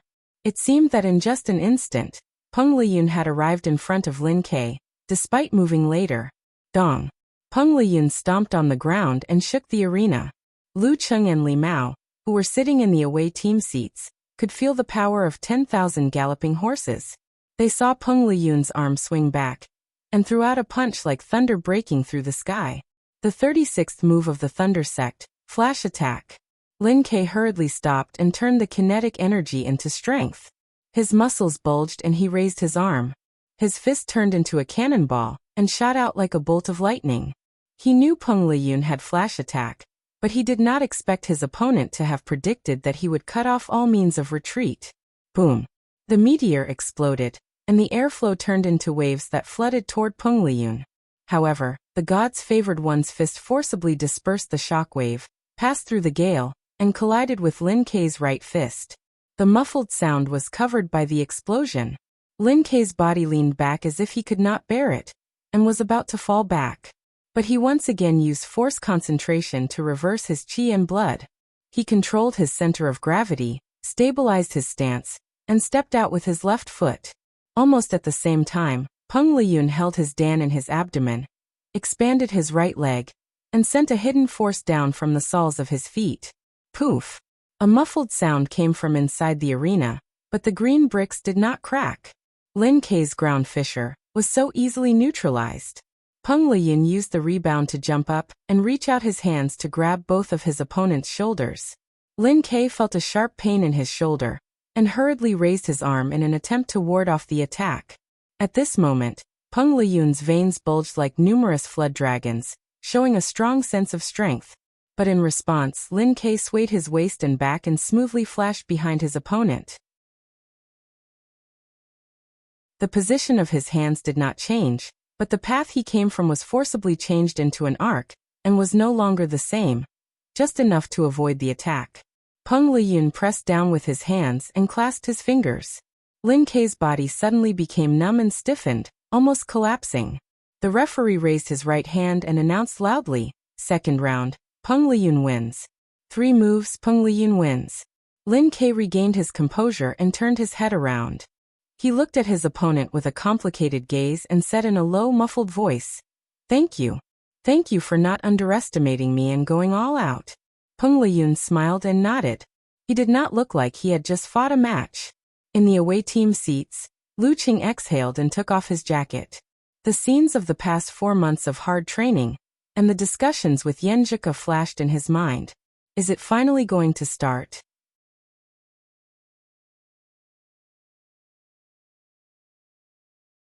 Chapter 333. Is it finally going to start? I've been waiting for more than 4 months. I even gave up the ranking event just for this moment. Lu Qing reached out and held Yan Zhika's delicate hand. He stood up quickly and looked over the path of glory to the arena. Only then did the surrounding audience react. They all sighed in satisfaction, praising the king of Flying Bird Hall for defeating his opponent so easily. They shouted in unison and sincerely called out, "King! Number 1. Number 1 in the University Martial Arts Circle." Hearing their praise, Mu Jinyan couldn't help but stomp her feet. She looked at Lin Kei with pity and bit her lip. So angry. You bully our Lin Kei who just finished a fight. On the interface of the live broadcast website, there was a fierce argument on the bullet screen. Only 3 moves? Lazai just warmed up. Lin Kei is just so. He's not qualified to be a candidate for the Heavenly Son of the Age. Peng Liyun is indeed a true genius. So what if it's only 3 moves? Lin Kei just defeated Fang Zhirong and consumed a lot of energy. What's more, he's still under the influence of the dark poison force. He's 2 levels lower than Peng Liyun. Losing in 3 moves doesn't mean anything. Stubborn. Didn't he say that he's 2 levels lower than Peng Liyun? Is he still a candidate for the Heavenly Son of the Age? That's right. Lin Kei is 1 year younger than Peng Liyun. Isn't it normal for him to be weaker than him? He'll catch up sooner or later. Catch up? Can he reach 2 levels in 1 year? Can he reach the level of 6th pin by this time next year? I think it's hard, no, almost impossible. There were many viewers who supported Peng Liyun, but there were also many who supported Lin Quebec. A young martial artist who was strong, handsome, and cold would always attract people's love. The 2 sides were arguing fiercely for a while, and the bullet screen almost completely covered the video above. Senior Zhang, what do you think? Is the gap between Lin Kei and Peng Liyun so big? The host seized the opportunity and threw a question to the commentator.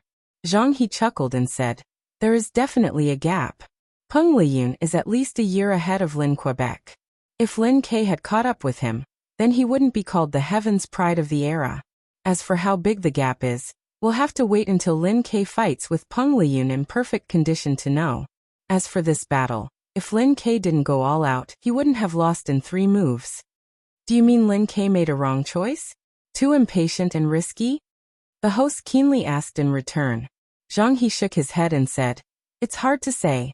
I'm inclined to think that Lin Kei was greatly affected by the dark poison force. He consumed a lot of energy and his physical strength was severely reduced. His resistance was weakened. If he had used other methods, he might not have been able to hold on for long. It was better to take a risk and see if he could find an opportunity to give Peng Liyun a set of consecutive moves. Even if he couldn't win, he could at least tire his opponent. But who knew that Peng Liyun's absolute reaction was getting more and more powerful? He was able to sense the malice and the subtle preparations of the body, and made the best response. After hearing what you said, I think Peng Liyun is so strong that he has no friends. Lu Qing is also in danger. With the strength of 6th pin close to the inhuman stage, the battle just now was really just a warm-up. The host sighed. At this time, Lu Qing first high-fived Yan Zhika, then turned around and waved his fist at Sun Jian, Li Mao, and the others. Come on! Kai Zhongming and the others clenched their fists and responded. Without further delay, Lu Qing was about to leave his seat and go to the arena. At this time, Yan Zhika bit her pink lips and suddenly shouted in a low voice, "Cheng." "Yes?" Lu Qing turned to look at his girlfriend in confusion. Yan Zhika's eyes were bright and firm. She slightly dodged and reached out her delicate hand to hold Lu Cheng's finger. Then she pursed her lips and summoned up the courage to say, "Darling, come on." In public, surrounded by a sea of spectators, behind and around her were the eyes and ears of her teammates of the martial arts club. Yan Zhika's pretty face was red with embarrassment, but she still finished the sentence without hesitation. As for whether she would be laughed at, whether it would be filmed, or whether there would be other effects, she didn't want to think about it and didn't care. At this time, it was more important to support and encourage Chung. Lu Chung was surprised at first, then showed a surprised smile. He held her soft hand and nodded heavily with surging warmth. Without saying anything, he turned around and walked to the arena. His right thumb rubbed the ring on his left palm. "I'll do my best." On the way, he saw Lin Kei walking towards him, gasping for breath. Lin Kei stopped in his tracks. His eyes were filled with the pain and unwillingness that Lu Chung remembered so deeply. Even though he lost to the powerful Peng Liyun, even though he had defeated Fang Zhirong, he still felt that he didn't do well enough, and that he could do better. That kind of painful emotion rolled and burned in his usually deep eyes. Just when Lu Chung thought that his brother-in-law would say, "I'm sorry," like he did when he beat up Wenqing School, Lin Kei took the initiative to reach out and bumped fists with him. He said in a hoarse voice, "Come on. Come on. Carry my pain and carry everyone's hope. Come on. Don't be affected by my emotions. Come on." Lu Chung exhaled and walked past Lin Quebec step by step. He approached the stone steps. His body was adjusting, his momentum was gathering, and his fighting spirit was rising. He hadn't fought with all his strength for more than 4 months. He was still not used to the feeling of bursting out to the extreme. Clap, clap. Muffled sounds kept coming out of his body, as if a machine that had not been used for a long time was removing rust, applying lubrication, and adjusting accurately. When he ascended the arena and stood before Peng Liyun, his entire body's imposing aura erupted and was sharp like the edge of a weapon, and he didn't have the slightest bit of idleness and unfamiliarity. Lu Chung stared at Peng Liyun's smiling eyes and watched his leisurely starting posture. Lu Chung also got into his stance, with his left hand low and his right hand high. "Then let's fight. Then burn to your heart's content." The referee raised his right hand and was about to swing it down. In front of the computer screen, Brahman unconsciously tightened her 2 braids and forgot about the snacks beside her. She couldn't care less about posting on the forum. She focused on her eyes and froze her nervousness. It's starting.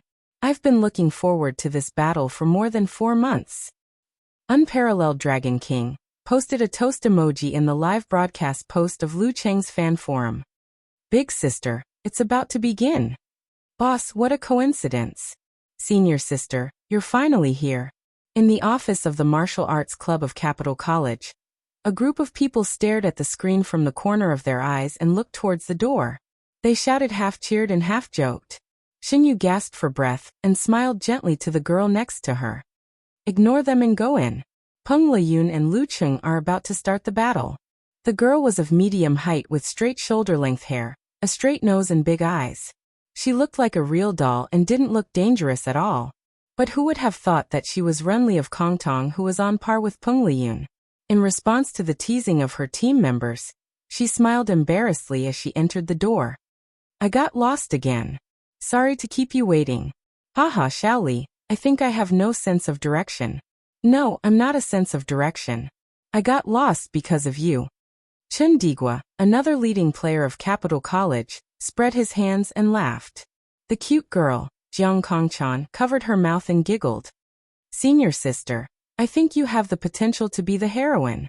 If you go to the wrong hotel room one day and enter the room of the overbearing president, a romantic story will begin." Runli pulled a chair and sat down. She answered calmly, "Overbearing president? 1 punch is enough. If it doesn't work, 2 punches." While speaking, she looked at the screen and saw the referee's right hand waving down. In the stands, Yin Xiaoling held her breath and forgot to take out the banner she brought, blow the trumpet, and cheer. In the seats of the home team, Fang Zhirong covered his head with a white towel and didn't look at the match. Su Wanyin changed his cross-legged posture and prayed subconsciously. "Junior brother Peng, don't leave that monster to me." In the seats of the away team, Yin Zheka, Lin Hua, and the others all stood up and looked at the ring nervously. No one sat down and no one spoke. Only Shi Jiangwo was calm. After all, he was experienced and knowledgeable. "Start." The referee finally waved down his right hand. Lu Qing felt the ground shake when the sound was still in his ears. Almost at the same time, he saw Peng Liyun appear in front of him with his clothes sticking close to his body. The flash attack movement was worthy of its reputation. Lu Qing didn't know how to deal with it until he met it face to face. He adjusted his muscles and visualized a mighty god with the head of a beast and the body of a human standing on a red dragon to suppress the violence of the flame in his body. He leaned forward, lowered his left hand, shook his wrist, and threw out a red flame that was moving close to the ground. The red flame contained a dangerous aura. It was the modified version of the 26th movement of the ice sect, ice burning, flame burning. The flame was close to the ground and quickly rushed to Peng Liyun. Once it touched the ground, it would immediately explode and spurt upward, burning everything in sight. At this moment, Peng Liyun stopped almost without inertia. His muscles and fascias bulged and rubbed against the air at high speed, creating an explosion. Bang! There seemed to be thunder on the ground. Strong wind swept around Peng Liyun and suddenly rolled up the flame, leading it to move in advance. Shang Qingyu steps, dipper step. Peng Liyun had practiced this footwork to the level of thunder and dipper step. With thunder and dipper step, he seemed to be able to communicate with the heaven and invite the gods. Boom! The ball of flame that Lu Qing had shaken out exploded and shot upward. It happened to be half a foot away from Peng Liyun, illuminating his face in flickering light. Of course, Lu Qing didn't think he could hurt the heavenly son of the era with one move. As soon as the flame burning was released, his body followed. The brutal blizzard didn't stop and didn't stop. In just this short exchange, the audience in front of the computer screen was stunned. A thought suddenly appeared in their minds. This was a little like a battle between physical and vulnerability experts. It was like watching a battle between the Dragon King and the warrior sage. Fire and thunder, passion and ferocity.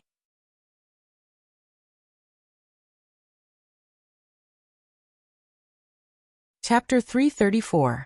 After a moment of stunned silence, the bullet screen was flooded with all kinds of content, including the scene they had just seen. When did Lu Cheng's supernatural ability of fire become so strong? He seems to have mastered some kind of fire force. That move should be the modified version of ice burning. Sure enough, a scholar who has been away for 3 days has to be looked at with new eyes. Tisk tsk, that's awesome. This match is indeed worth looking forward to. Just as these exclamations appeared at the same time, there was a new change in the situation on the field. Lu Qing threw out flame burning and pounced forward. When the flame was ignited by Peng Liyun's dancing dipper invulnerability, it burned up without hitting the target and lit up their faces. In his mind, he visualized the magnificent scene of a surging river frozen for thousands of miles. It was a pure and natural scene. As soon as the scene appeared, his muscles, tendons, and internal organs changed accordingly. The cold current turned into a tide, surging violently. This was not the end. The frozen river painting flashed, and the sky was pulled closer. Thunderclouds rolled and rumbled, spreading outward. Lu Qing transferred the force from his toes to his back. He shook out his right arm, which expanded into a stick, and swung it down. Thunder roar Zen, severe warning. This was not his modified move, but the original simplified version of physical invulnerability. After he entered the dance stage, his ability to control had improved substantially, and his spirit had also made a breakthrough. Besides, he had learned the swordsman formula and finally mastered the original severe warning. The stick swung down, deafening. The flames that leaped up between the two of them flickered and were quickly extinguished. Peng Liyun's eyes reflected Lu Cheng's right fist that was rapidly smashing towards him. His eyes were filled with excitement. He made 2 visualizations in his mind and fixed them on a cyan jade talisman, suspended in the void. This jade talisman was written with a few complicated characters. They looked like intertwining lightning lines, sizzling with silvery white light. At the last moment, the lines suddenly became clear. Yin and yang stimulated and overlapped with each other. This was a change exclusive to Peng Liyun. His eyes shone brightly, condensing into 2 electric balls. He straightened his body, every muscle in his body bulging with blood, as if he was the incarnation of the thunder god. Using his fists as a hammer, he swung them up fiercely to meet Lu Cheng's roar. The 11th move of the thunder sect, A simplified, unique skill of physical invulnerability, Thunder Seal. Bam! The two fists froze in midair, and a gust of wind blew. Peng Liyun's eyes lost focus for a moment, as if he was lost in the fierce battle. A layer of white mist condensed on his arms and outside of his martial arts suit, and his hair was also dyed with frost. Lu Cheng felt as if he had touched a dangerous power source with his bare hands. His whole body was numb, his ears were full of buzzing sounds, and his hair stood on end. He lost control of his muscles and started to tremble. His internal organs seemed to be affected and were in disorder. Peng Liyun and Lu Cheng stood there in a daze. The scene seemed to have been paused. The students and the audience in front of the computer screen were stunned. If the scene was not zoomed in, showing the frost on Peng Liyun's body and Lu Cheng's hair, many people would have suspected that there was something wrong with their eyes or their internet connection. It was said that both Lu Cheng and Peng Liyun had mastered simplified, unique skills of physical invulnerability. Is this the result of a head-on collision? Who will recover first? Awesome! The younger generation will surpass us in time. The commentator, Zhang He, sighed. When he was at Lu Cheng's age, he didn't have so many terrifying skills. No, not to mention now, even 5 or 10 years later, he still didn't master any simplified moves of physical invulnerability. I haven't seen Lu Cheng's move, so I don't know what it is called. I can only guess that it is a combination of the Ice Sect Force and Tremor Punch. Peng Liyun's move is called Thunder Seal. Before the inhuman stage, if you don't have the supernatural ability of thunder, the effect of your move will be much weaker. But Peng Liyun made some changes and improved the power of his Thunder Seal. It is only a little weaker than the original version. What a genius! Zhang He explained to the audience.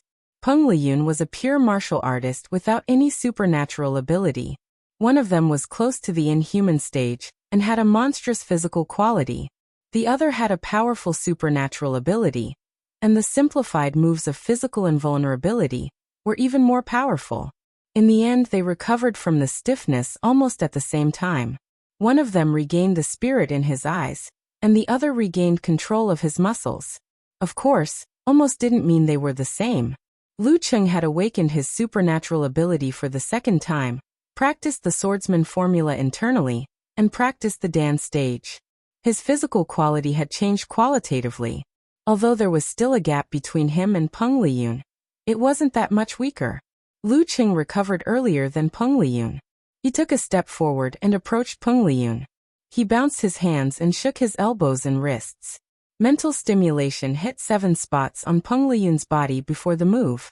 He hid the strength of his fascia and muscles, waiting for the final moment when the direction of the attack was determined. At the same time, a glittering white light was ejected from Lu Cheng's hands and spread around, turning into a frost fog made of ice crystals. Buzz, buzz, buzz. Every ice crystal was vibrating due to the vibrations, which interfered with Peng Liyun's hearing and caused him to feel a tingling sensation, which affected his absolute reaction. The white frost fog made him see things vaguely. The 13th move of the Ice Sect, Snow Cover. When a normal dance stage fighter of the Ice Sect used this move, it wouldn't be as magical as Lu Cheng's. They could only influence the outside world with their force to lower the temperature, create fog, and interfere with the enemy's judgment. They could only determine the real target of the attack at the last moment, which minimized the effect of absolute reaction. In other words, when the fighter felt the pain, he could only block the attack in a hurry because of the danger. This was a very complicated move. Lu Cheng had practiced hard for more than 3 months before he could master it. In the frost fog, Lu Cheng kept moving his hands, holding back his force. Suddenly, his hip muscles tightened and his right foot kicked out silently, aiming for Peng Liyun's ankle. Both of them were so close to each other that Peng Liyun's absolute reaction would almost land on him with this kick. In the vast snowy sky, the cold rises from the feet. This was the true meaning of snow cover. However, the changes between the feint and the real were never done step by step. When some Ice Sect fighters used this move, they would use the kick as the feint and the hand as the real, making it impossible to guard against. However, before Lu Cheng's right foot kicked out, Peng Liyun had already straightened his tailbone and was about to direct the force to his leg. He seemed to have sensed the malice coming from under his foot. Bam! Lu Cheng's low kick was followed by his left foot, as if they had practiced it thousands of times. He also shook his right arm and stabbed forward like a big spear. Bam! Lu Cheng was much weaker than Peng Liyun in terms of strength. His right foot was kicked back, and his whole body leaned forward involuntarily. It seemed that he was about to stumble and fall towards Peng Liyun, colliding with the spear in his right arm. At the critical moment, Lu Cheng quickly moved his spine and changed his center of gravity like mercury. He forcibly maintained his balance and circulated his qi and blood, using force concentration on his lower abdomen to deal with the fierce attack of his opponent who had lost the initiative. Peng Liyun's eyes were still shining. He looked very excited. His qi, blood, force, spirit, and all kinds of feelings were condensed into one point, driving his right arm to swing back. Bam! Their dantian qi gushed out. One of them swung his right fist upward like a god holding a thunder hammer. The other tightened the muscles on his elbows, wrists, and other parts of his body. He pulled back his arm and shot out a fist with bulging veins like a bow. Bam! Every punch landed on their flesh, causing the greenish-black color to wriggle. Their muscles, bones, veins, and blood vessels all had a slight deformation. The deep sound awakened the ancient factors hidden in the audience's body, causing them to secrete adrenaline and their blood to boil. Crack! A spider web appeared under Lu Cheng's feet. Lu Cheng was a little slower, so he shook his body and took a step back. Peng Liyun followed him forward, making a strange visualization in his mind. He raised both of his fists and punched out continuously. It was so fast that it was like a machine gun was firing. Modern Xingyi machine fist. Bam! Bam! Bam! Bam! Bam! Bam! Bam! Bam! The audience heard the sound of Peng Liyun's fascia contracting and stretching, and the opening and closing of his joints, as if there was a machine running coldly and continuously. Bam! Bam! This! Li Mao and others saw that Peng Liyun's fists were almost leaving afterimages. They felt that if they were in Lu Cheng's position, they would not be able to keep up with the machine fist shooting, even if they were defending from the inside and needed less distance to move. Lin Kei's eyes deepened and he clenched his fists as he stared at the ring. It was as if he had just seen the heavenly sun of heaven clearly. He felt that every sound was knocking on his heart. Yan Zhika forgot to breathe. Her heart was hanging, and a thin layer of sweat was secreted into her clenched fists. However, she was not as panicked as the others. Brahman and Yan Shaoling also held their breaths, praying silently. Machine fist. The guest commentator, Zhang He, shouted the name of Peng Liyun's kung fu. In modern Xingyi, gun finger and catapult body movements were the simplest, blast punch was slightly more difficult, and machine fist required almost sixth-pin controllability and reaction speed to master. Once used, the fist was as fast as a torrent of bullets, making the opponent unable to keep up with the rhythm. The opponent could block a few, but not dozens or hundreds. Zhang He looked at the screen and quickly reminded the audience, "Don't pay attention to the hand. Look at Peng Liyun's footwork." If the machine fist didn't change and only hit the same spot, the opponent in a defensive state could simply wave his arms to parry. Since there was no need to think and the movement distance was very short, the opponent could keep up with the rhythm and defend steadily. Therefore, the essence of machine fist was not the fist but the feet. Through the coordination of footwork, the target of the attack could be changed intermittently, making the opponent unable to react and be hit by the strafing shot. Just as Zhang He finished his words, he suddenly frowned with a look of surprise and said, Why could Lu Cheng still keep up with Peng Liyun after changing the attacking position 3 times? The two of them had a tacit understanding as if they had fought dozens or hundreds of times. Unparalleled Dragon King also noticed that something was wrong. Lu Cheng's heart turned into ice and turned into a crystal-clear mirror, reflecting the clear scene within a 1-meter radius. In this scene, he could see the general changes in Peng Liyun's muscles and the preparation before the step.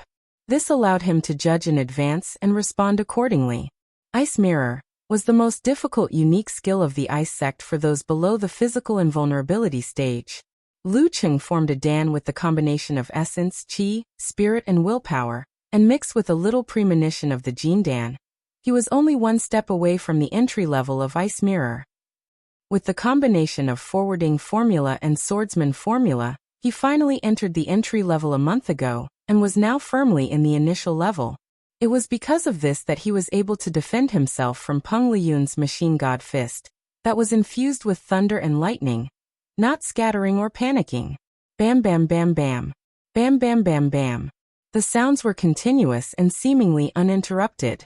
Lu Cheng always reacted in advance, either quickly swinging his arm, swinging his wrist or flicking his 5 fingers.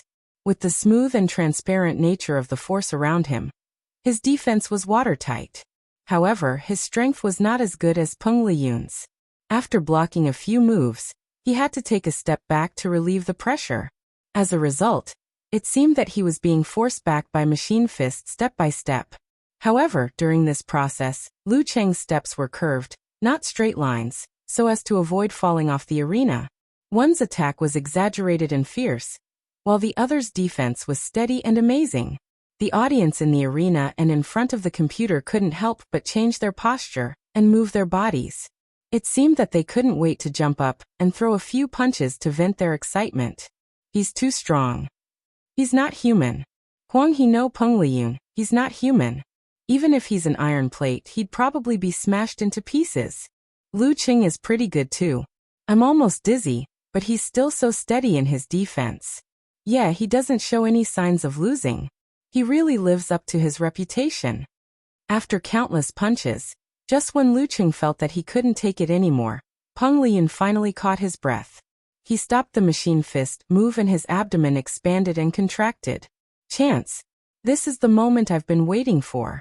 Lu Cheng took a step back and dissolved the accumulated pressure. In his mind, he outlined a sharp ancient character.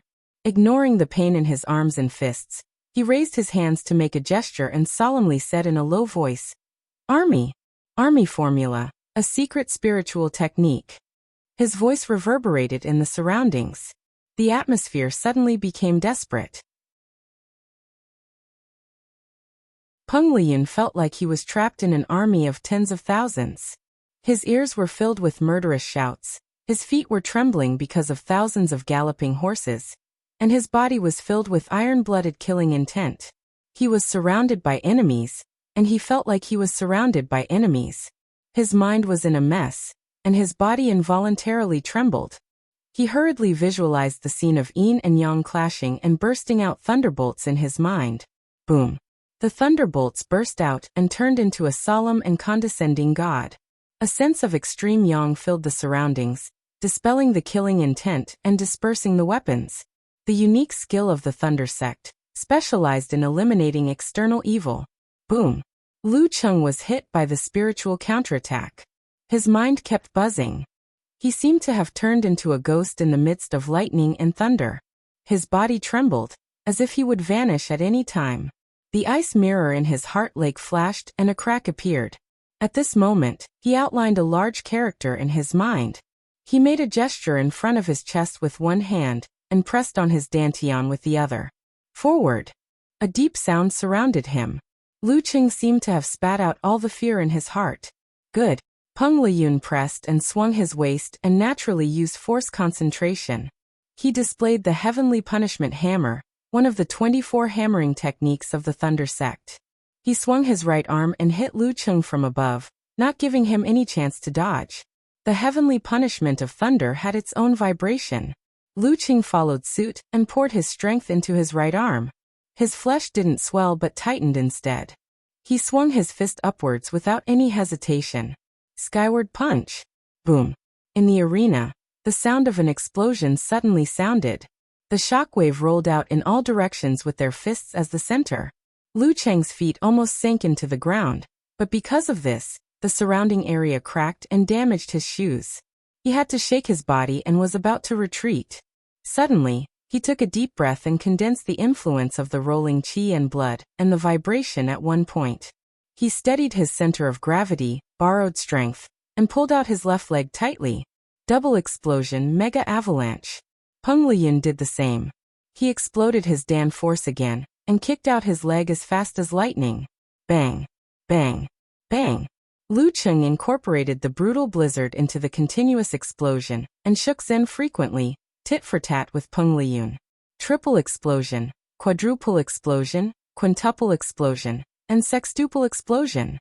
The place where they fought was full of wind and waves. Debris splashed everywhere and kept making the sound of explosions. 7 explosion, 8 explosion, 9 explosion, and 10 explosion. Lu Cheng was forced to retreat continuously, but the frequency was getting lower and lower. With the help of the 24 blizzard strikes, he was gradually able to fight evenly with Peng Liyun. Peng Liyun, on the other hand, was getting fiercer and fiercer. There was no sign of weakness at all. The area where they were fighting fiercely was trampled into obvious pits and filled with smoke and dust. Bang! Bang! Bang! Every collision sound was like a bomb falling and exploding in the hearts of Su Wanyan and others. Fang Zhirong couldn't help but tear off the white towel on his head and stare at the arena in a daze. Awesome! Awesome! The bullet screen was full of similar cries. Damn it, Lu Cheng can keep up with the 10 explosion? This is the highest level competition below the inhuman level, right? Ah, I want to find someone to fight with. Ask a girl to get out of here, no, fight with me. Bang! Lu Cheng's martial arts shoes were completely broken and turned into butterflies flying around.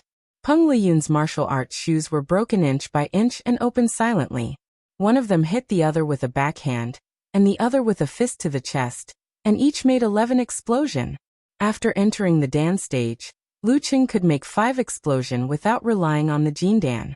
After 2 awakenings of supernatural ability, practicing the Dan stage Kung Fu, and practicing the swordsman formula, he had already broken through the limits of the human body. His physical quality had more than doubled. Without the Jindan, he could make 12 explosion. Peng Liyun could make 10 explosion when he fought with Ren Li in the first half of the year, not to mention now that he was close to the inhuman level. He could be called a monster. Just based on this, they were able to firmly suppress Fang Zhirong's group. Bang! The bright white fist collided with the dark blue fist. Lu Cheng felt that Peng Liyun's strength was stronger than before, so he couldn't help but take 2 steps back, leaving a dent in the ground. Peng Liyun staggered a few times and didn't attack in time. After this, the two finally separated and took a break. The internal training dissolved the remaining effect of the tremor punch, which interrupted the crazy continuous explosion. They had just made force concentration one after another, so their physical condition hadn't recovered completely. When the fight was interrupted, the audience in the stands burst into thunderous roars and cheers. Yenzhika and the others finally breathed a long sigh of relief. Some were happy, some were relieved, some were shocked, and some were shocked. Week 6 Pin.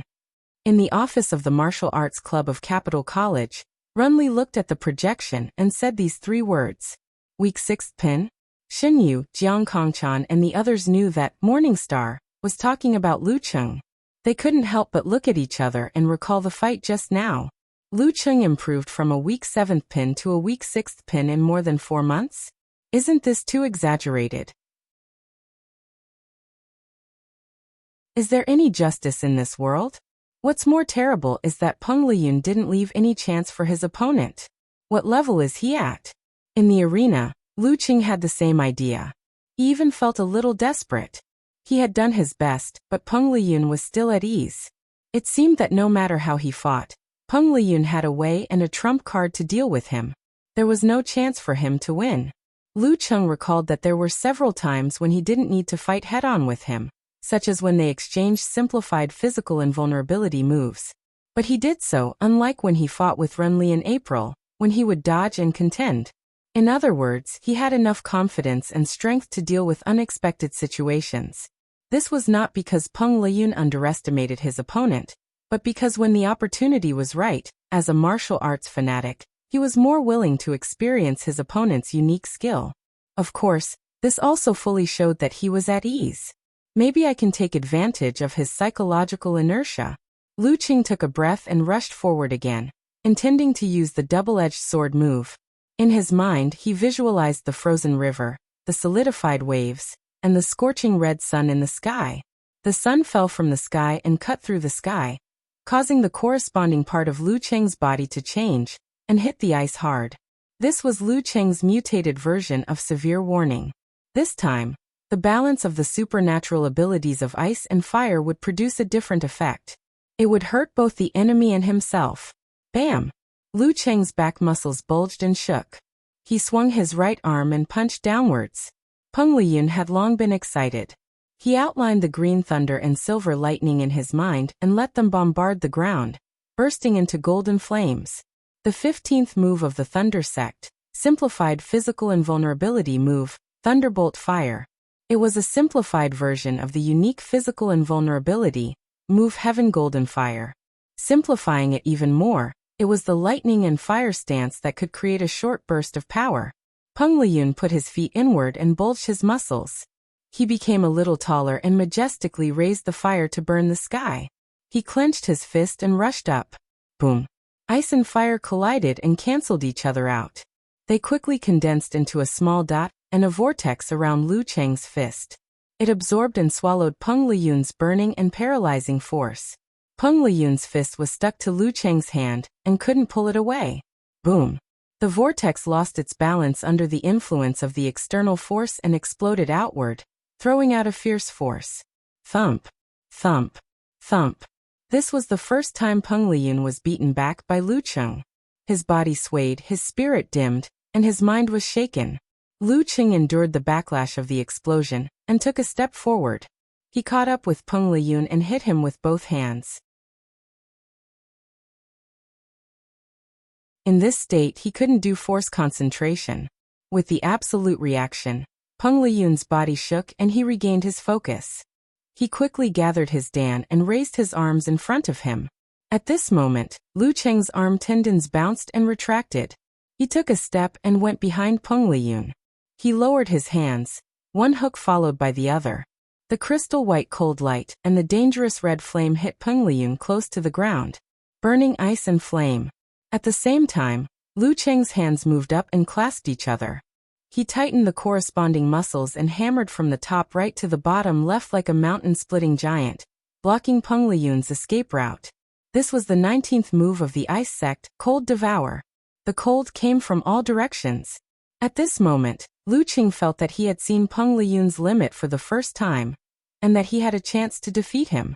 Suddenly, Peng Liyun's body began to emit the sound of a turbine being turned on. Yin and yang clashed, and the electricity generated magnetism. A terrifying repulsive force erupted, slowing down the descent of the mountain-shattering quake, as well as the speed of the cold light and the flames. Bam! Before the mountain smash punch fell, Peng Liyun jumped up and let the burning ice and flame slide under his feet. They exploded in the distance and filled the air with white fog. The light in his eyes turned into lightning and gathered into a ball.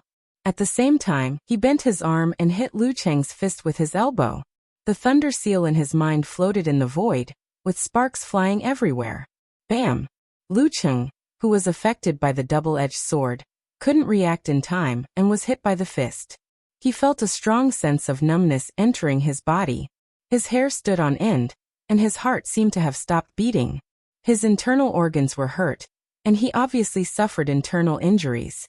When he recovered, Peng Liyun had turned around and his fist stopped in between his eyebrows. The god's favored one was panting heavily, sweat dripping from his forehead. He was no longer at ease like before. But the referee also raised his right hand and announced the result. Round 3, Peng Liyun wins. Lu Cheng was in a trance and seemed to be affected by the electric force.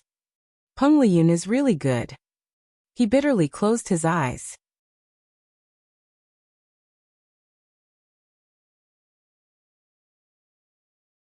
Chapter 335. As expected of Peng Liyun. When Lu Cheng finally saw the light of victory, he was instantly turned around and ushered in the arrival of failure. Strong depression filled Lu Cheng's heart.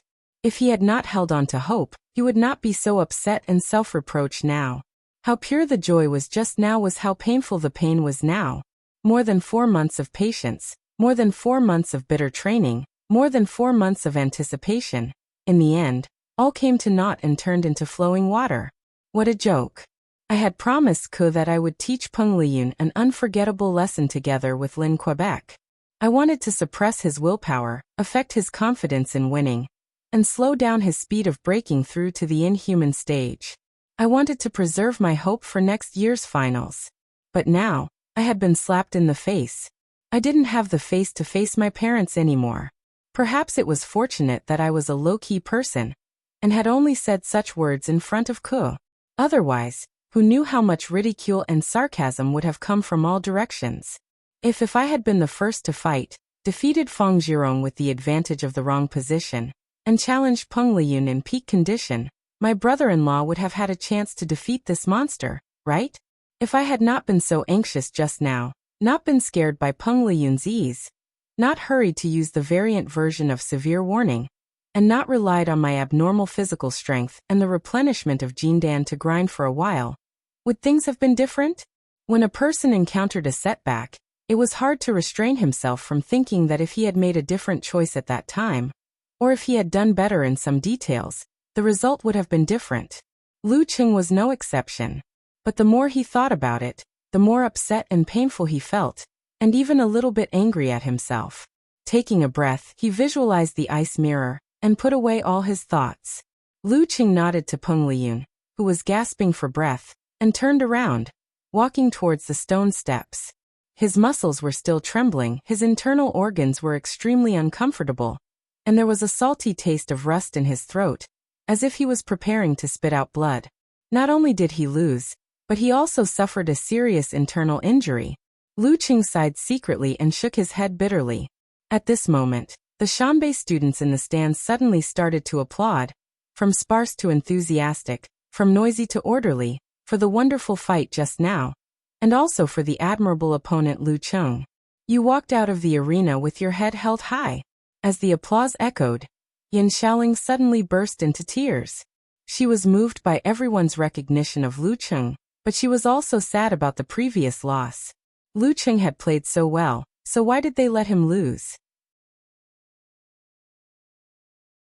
The cruelty of a match was that most of the time, and in this match, the winner was Peng Liyun.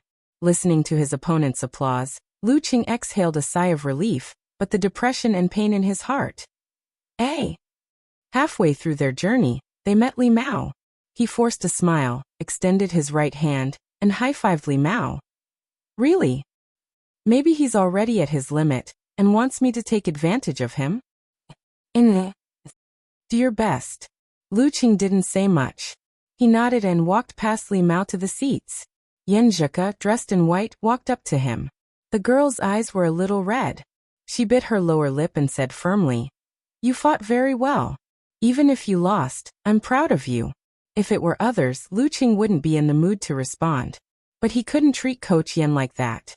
He smiled bitterly and said, "I hope next time you can say you fought very well, or you are so good." You fought very well meant that you lost the battle but made a respectable performance. You fought very well meant that you won the match to your heart's content. Yes. Yanjika nodded hard. She knew that Lu Qing didn't want to hear comforting words, so she reached out and held his palm, silently trying to pass her warmth to him. If someone shared the pain, would it be less painful? Yanjika supported Lu Qing to sit down, lost in thought. Listening to the applause from the computer, Chu Hui, who was wearing a tuxedo and a top hat, turned pale. He was no longer in high spirits at the beginning. Are these two guys still F*King human? If it was Peng Liyun, I could accept it. He had been strong for more than 2 years. It was not unacceptable that he became a monster who was close to the inhuman level. Anyway, I was used to losing to him. I didn't even think about winning against Shanbei. However, it had only been 4 months. How did Lu Qing become so powerful that people could only look up at him? How did he suddenly become so strong? I thought he had a chance to defeat me. How can I fight him? How can I fight next week? Chu Hui turned his head and looked at Luo Hei's, Yin Xiangxi and the other team members. He saw that they were all scared. Some were dull, some were confused, and some were trembling.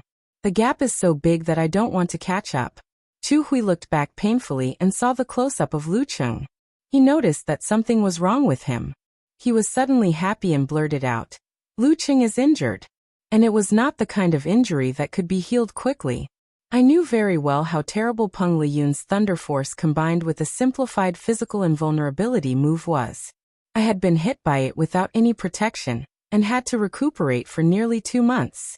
Lu Cheng's physical quality was much better than mine. But Peng Liyun was not what he used to be. Without half a month's rest, Lu Qing would not be able to recover. Lu Qing is injured? Luo Hei's, Yin Xiangxi and the others were startled, and asked with hidden joy. Yes. Look at his current state. Pay attention to the replay later. See if he was hit directly by Peng Liyun's thunder seal. Chu Hui felt lucky and ecstatic as if he had just escaped from death. And Lin Ke was also hit by dark poison force. He probably won't be able to fight in his best state next week. Haha, I don't know what they are thinking.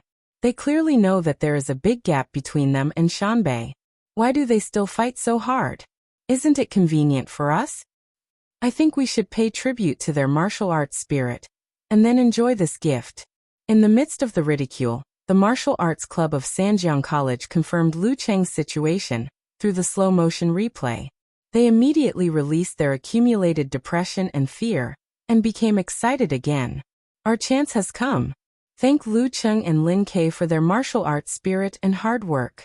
In the office of the Martial Arts Club of Capital College, Chen Digua, Xin Yu, Jiang Kongchan and the others were staring at the projection blankly, forgetting to speak and forgetting other things.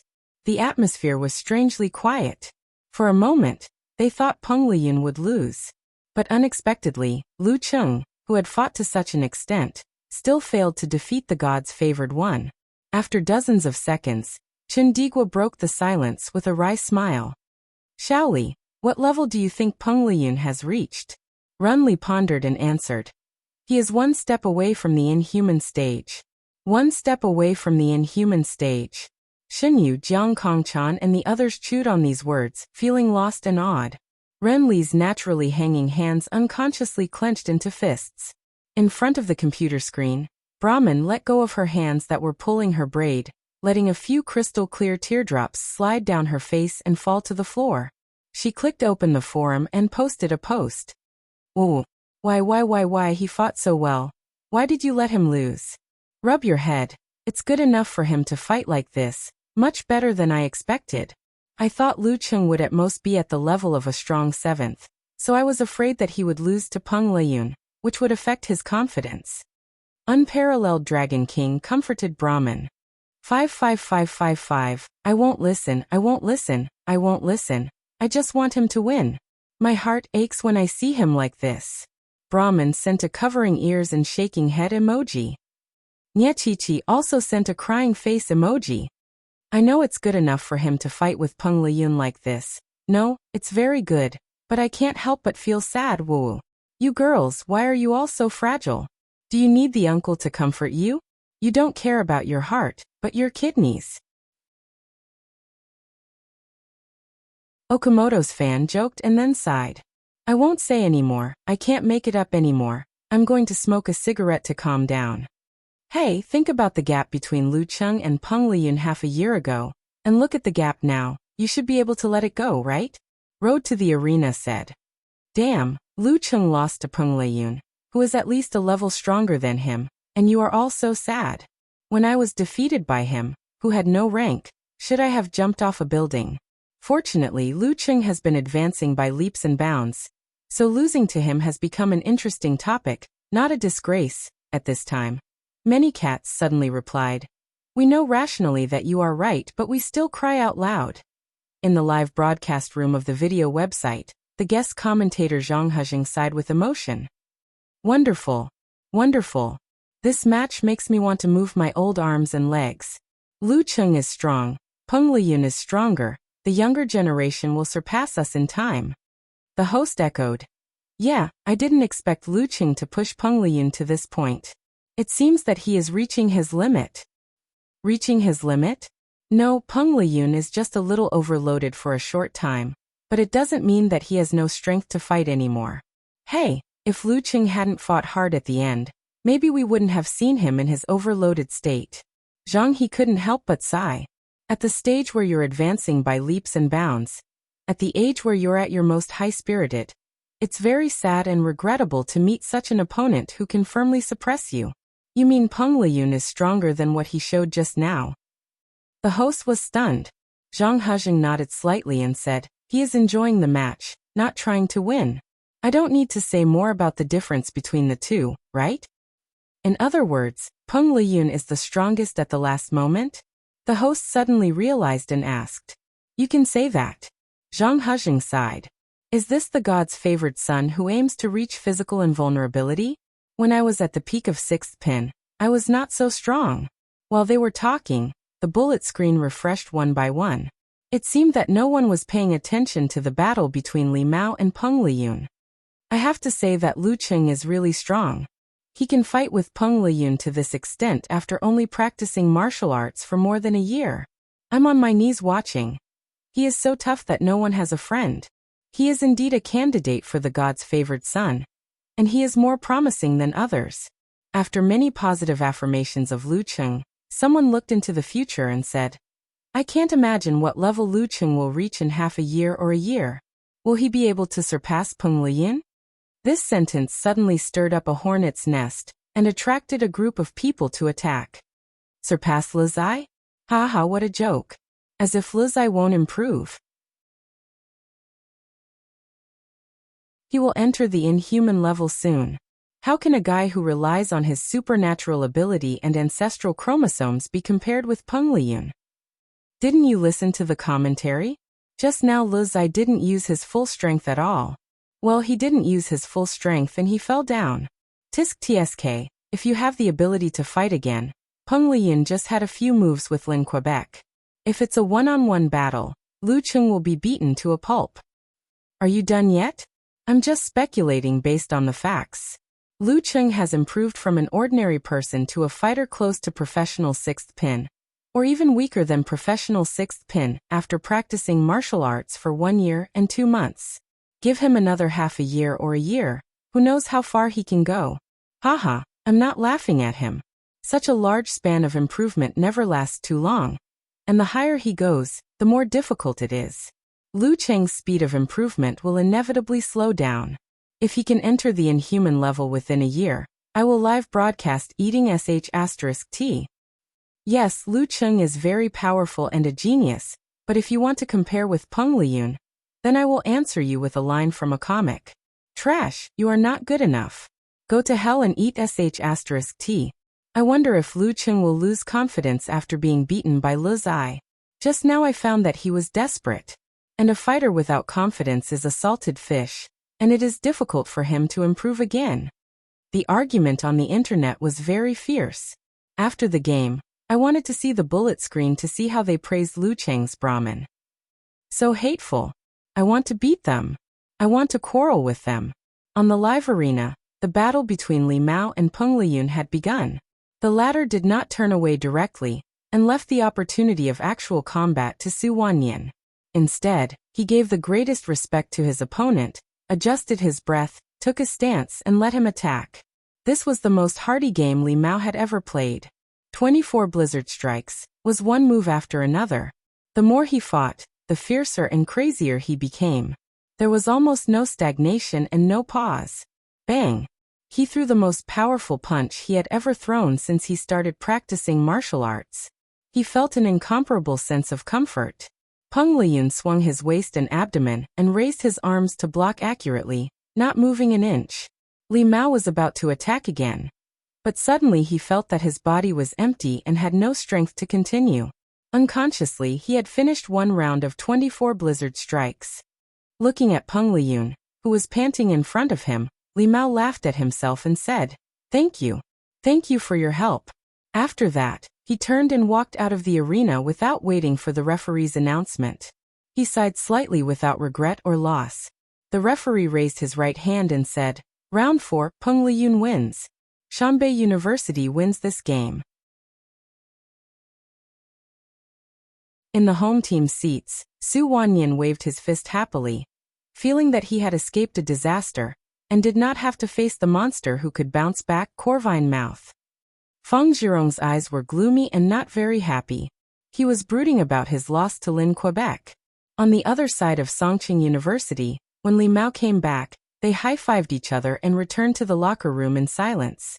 Lu Cheng, who was holding Yenjika's hand, turned around subconsciously and looked at the arena. He saw Peng Liyun standing there, applauding to the crowd. The lights fell and covered him with a layer of golden brilliance. Lu Cheng withdrew his gaze, closed his eyes and entered the locker room. On the way back, the members of the martial arts club were silent.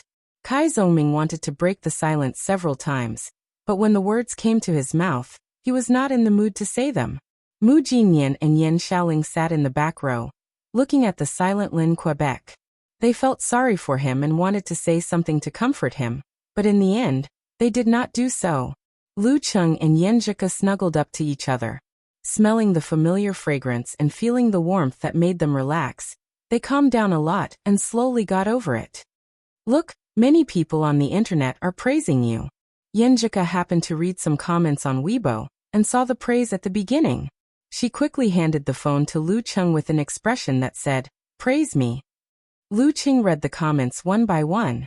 Seeing that everyone was praising his strength and admiring the brilliance of the previous matches, a smile gradually appeared on his face.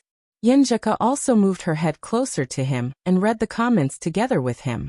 From time to time, she slightly raised her white and delicate chin, revealing a sense of pride.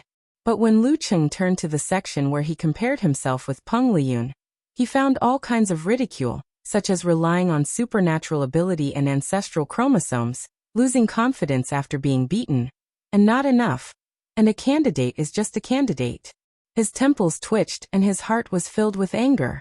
He wanted to prove something, wanted to argue about right and wrong, but sadly found that the loser had no excuse. Only victory could counterattack everything. Yenjika bit her lips tightly, and her clear eyes were burning with anger, which made her look even brighter. She suppressed her anger, and did not want to infect her boyfriend with this emotion. She reached out her finger to stop the discussion, and pretended to be rational. Cheng, don't care about them. Some people are just bad for the sake of being bad. Okay. Lu Cheng wanted to turn around and comfort Coach Yen, but suddenly saw a long Weibo post from all-knowing man in ganghood, a well-known martial arts influencer. This defeat has more advantages than disadvantages for Lu Cheng. Huh. Why did he say that? Not only Lu Cheng, but also Yenjika was quite curious and quickly clicked to read. It is foreseeable that Lu Cheng will enter a period of slow improvement. Why do I say that? Everyone can see that every time Lu Cheng's strength rises, it is accompanied by the awakening of supernatural ability. It is obvious that the awakening of supernatural ability will greatly improve the quality of the body. Of course, the premise is that there is no obstacle in the realm. That is to say, if one does not enter the Dan stage, the strength of the body will not change qualitatively even if the supernatural ability is awakened. Lu Cheng had the strength of a quasi-seventh fighter when he just entered the Dan stage. He relied on his abnormal physical strength and the practice of the Frost Force in advance. He improved from a quasi-seventh fighter to a weak sixth fighter in a little more than 4 months, because of the second awakening of the dual supernatural abilities of ice and fire, and the honeymoon period, when he formally entered the Dan stage. Now this period has passed, and we all know that the awakening of supernatural ability is more difficult than the previous one. Lu Cheng will not have this kind of bonus in 1 or 2 years. In this way, it is foreseeable that the speed of improvement of his strength will slow down. By April next year, he can expect to improve from a weak 6th fighter to an ordinary 6th fighter after he has mastered more ice sect moves and related combat experience. The gap between him and Peng Liyun will be further widened, and this speed will accompany him for a long time. Whether he can enter the inhuman level without relying on the awakening of supernatural ability within 2 years will be the test of whether he can be considered a heavenly son of the age. This complete defeat came at the right time, so that he will not be arrogant. He can clearly understand the gap between himself and Peng Liyun, and the fact that he may not be able to catch up in a few years. The advantages outweigh the disadvantages. Maybe this is a wake-up call. This Weibo post seemed to be speaking from Lu Cheng's point of view, but the whole post was full of condescension and sinister thoughts that Lu Cheng relied on the awakening of supernatural ability to improve by leaps and bounds. In other words, it was implying that Lu Cheng was not as good as Peng Liyun, and that he would have to get used to mediocrity and depression. Yenjika gritted her teeth and quietly clenched her fists. This person is talking nonsense. Cheng, don't pay attention to him. Okay. Lu Qing exhaled. In fact, all-knowing man in ganghood was right about some things. The benefits of his rapid improvement were indeed running out. The awakening of supernatural ability was not something that could be considered at this stage. The changes to the body caused by the practice of Dan's stage were getting weaker and weaker. It was entering the stage where it needed to be accumulated over time. Only the internal practice of the swordsman formula could be looked forward to. Because of this, he became angrier and angrier about this comment because he could not refute it. Looking at his expression, Yenjika pursed her lips and rolled her eyes, as if she was thinking about something. When they returned to the new campus of Songqing University, the sky was already dark. They waved to each other and said goodbye in low spirits. Mu Jinyan could not control her footsteps and followed Lin Quebec, looking at his silent back. She kept thinking of comforting him. No, I know Lin K won't want to be comforted. She restrained herself and stayed 2 steps behind Lin K to accompany him.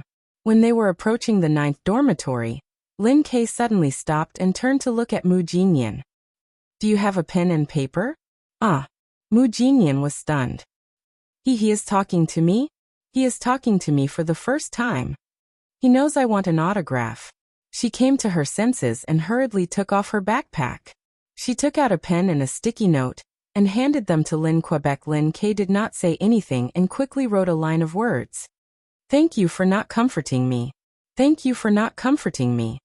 Mu Jinyan took back the sticky note, and saw Lin K turn around and walk into the dormitory. His eyes were painful, but his back was straight. I will always support you. Mu Jinyan shouted, no longer caring about other people's opinions. Lu Qing was pulled to the lakeside by Yenjika. They passed through the woods and came to the deserted western district. What are we doing here? He could not help but ask. Follow me. Yenjika had never been here before. She only came here when she was abducted by Lu Qing.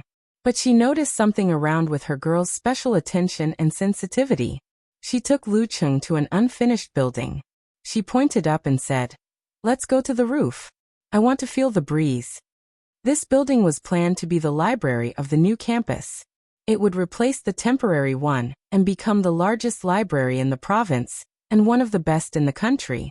Okay. Lu Qing understood that the girl wanted him to see the distance and feel the cool breeze. So he did not refuse. Along the stairs, they walked slowly.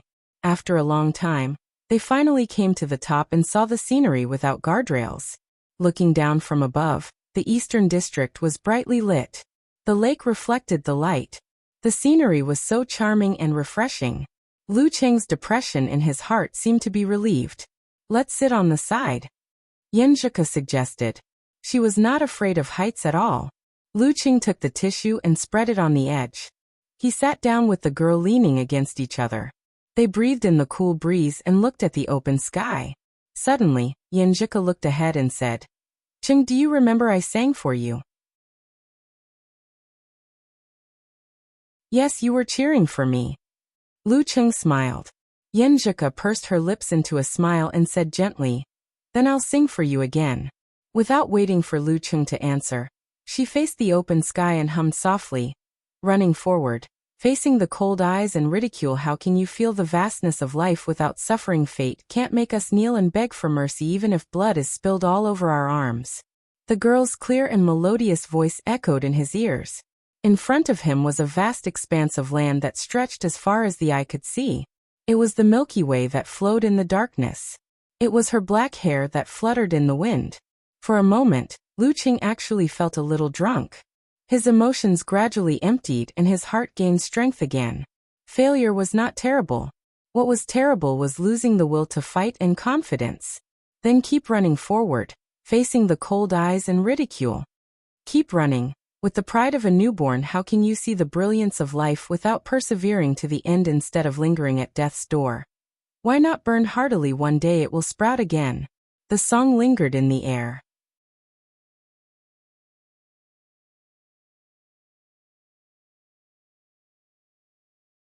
Chapter 336. The cold wind was blowing and the night was quiet. Looking at Yenjika, who had just finished singing, Luqing felt relaxed and calm. His gloominess had completely faded away. She took a deep breath and glanced at him. She raised her chin and hummed deliberately. My singing was not bad, right? Her 2 feet dangled outside the building, swaying lightly and playfully. Not only was it not bad. Luqing laughed and reached out to hold Yenjika's waist, letting her lean her head on his shoulder. He looked at the Weishui lake in the distance and said with a bit of self-mockery, people will always be greedy little by little. At first, I didn't have much confidence in defeating Peng Liyun. Although I said that in front of you, I was actually quite nervous. I thought that not only should I join hands with your brother, but also the effect of the second awakening of the supernatural ability of fire was not worse than expected. I also hoped that we could face Peng Liyun in our best condition, and just try our best to beat him. I didn't expect to beat Shanbei in the end. However, as the second awakening of the supernatural ability of fire brought about an obvious improvement, and as my dance stage cultivation progressed by leaps and bounds, I gradually gained confidence. I was no longer satisfied with my previous thoughts, and I no longer felt that overthrowing Shanbei was an impossible task. When I obtained the Zhe formula, the Army formula, and the Qian formula, and mastered them quickly, I became even more ambitious. I felt that I could compete with Peng Liyun. I knew that I was definitely weaker than him, but I no longer thought that this gap was insurmountable. I was able to defeat Zhang Zhutong and Han Jifei in the past. Now I have the hope to defeat Peng Liyun. Don't laugh. I did think so before. Even though your brother fought hard with Feng Zhirong and didn't cause much damage to Peng Liyun, I was still full of hope before the battle. But reality taught me a lesson. I tried my best, but Peng Liyun seemed to be at ease. It seemed that no matter how I fought, he could firmly suppress me. If I hadn't risked using the variant severe warning at the end, I'm afraid I wouldn't have seen his strongest side. The greater the hope, the greater the disappointment. The truth is crueler. That's why I was so upset and depressed and easily angry at others' bad comments. Now that I think about it, I was a little too arrogant. Yenjika pursed her lips and smiled as she listened to Lu Cheng's analysis of her inner thoughts. Isn't it said that men don't want to expose their embarrassing failures in front of girls? Yes, the so-called pride and self-esteem of men. Cheng, why are you telling me this? Lu Cheng chuckled. Because you are Coach Yen, the mentor of my life.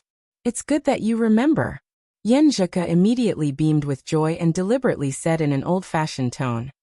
Then what do you think now? What made her the happiest was that Cheng seemed to have walked out of the shadow of failure. Thoughts. Yes, recognize the gap and catch up. I have a small goal. I want to defeat Shanbei before Peng Liyun graduates. Without waiting for Yenjika's answer, he suddenly added, I heard that Peng Liyun doesn't like to take the stairs through the front door.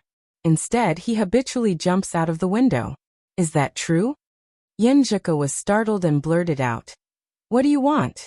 Based on his understanding of Cheng, he wouldn't mention this for no reason. Lu Cheng looked down at the frightening scene and said with a smile, I want to try. Do you want to join me? Although Yenjika wasn't afraid of heights, she didn't want to commit suicide and didn't have a hobby of jumping off a building.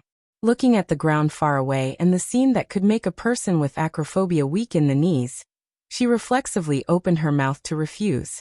At this moment, Lu Cheng turned to look at her and smiled calmly. Trust me. Hearing this, Yenjika gently bit her pink lips and nodded, saying yes. Yes. As soon as she finished speaking, she felt herself being pulled over by Lu Cheng and carried in a princess carry, with one hand holding the crook of her leg, and the other holding her back. Why this position? Yenjika was so shy that she hit Lu Cheng. This was the first time she was carried in a princess carry. No, how could he carry her in a princess carry at this time? Lu Cheng chuckled and answered, If the situation goes wrong, this position makes it easier for me to throw you out. No matter what, he couldn't let his little fairy get hurt. Ah. While Yenjika was still thinking about this sentence, she suddenly found Lu Cheng jumping forward. She suddenly felt the wind in her ears become fierce. Her body fell rapidly and her hair was flying wildly. The ground was getting closer and closer, bigger and bigger. Yenjika, who was used to being rational, felt her hair stand on end. She instinctively wanted to scream, as if she had heard the knock of the Grim Reaper on the door. Was this the excitement of bungee jumping?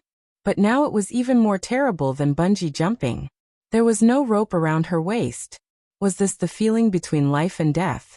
She subconsciously hugged Luqing tightly and leaned her face against the place that made her feel safe. When they were about to hit the ground, Luqing suddenly condensed his chi and blood, force and spirit, hugging and releasing.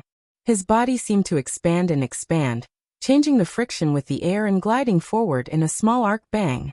He stepped on the ground, and the ground seemed to shake, straightening his back and transmitting the force. Luqing carried Yenjika in a princess carry and took a big step forward, as light as a feather. 1 step, 2 steps, 3 steps. He completely neutralized all the force of the recoil, and didn't let the girl feel uncomfortable at all. Done. Yenjika's long eyelashes fluttered and looked around. She actually didn't close her eyes just now and just looked straight at the ground. Coach Yen, we landed safely. With this jump, Luqing vented all his negative emotions and gave a humorous answer in an excited tone. Yenjika laughed and struggled to stand up straight.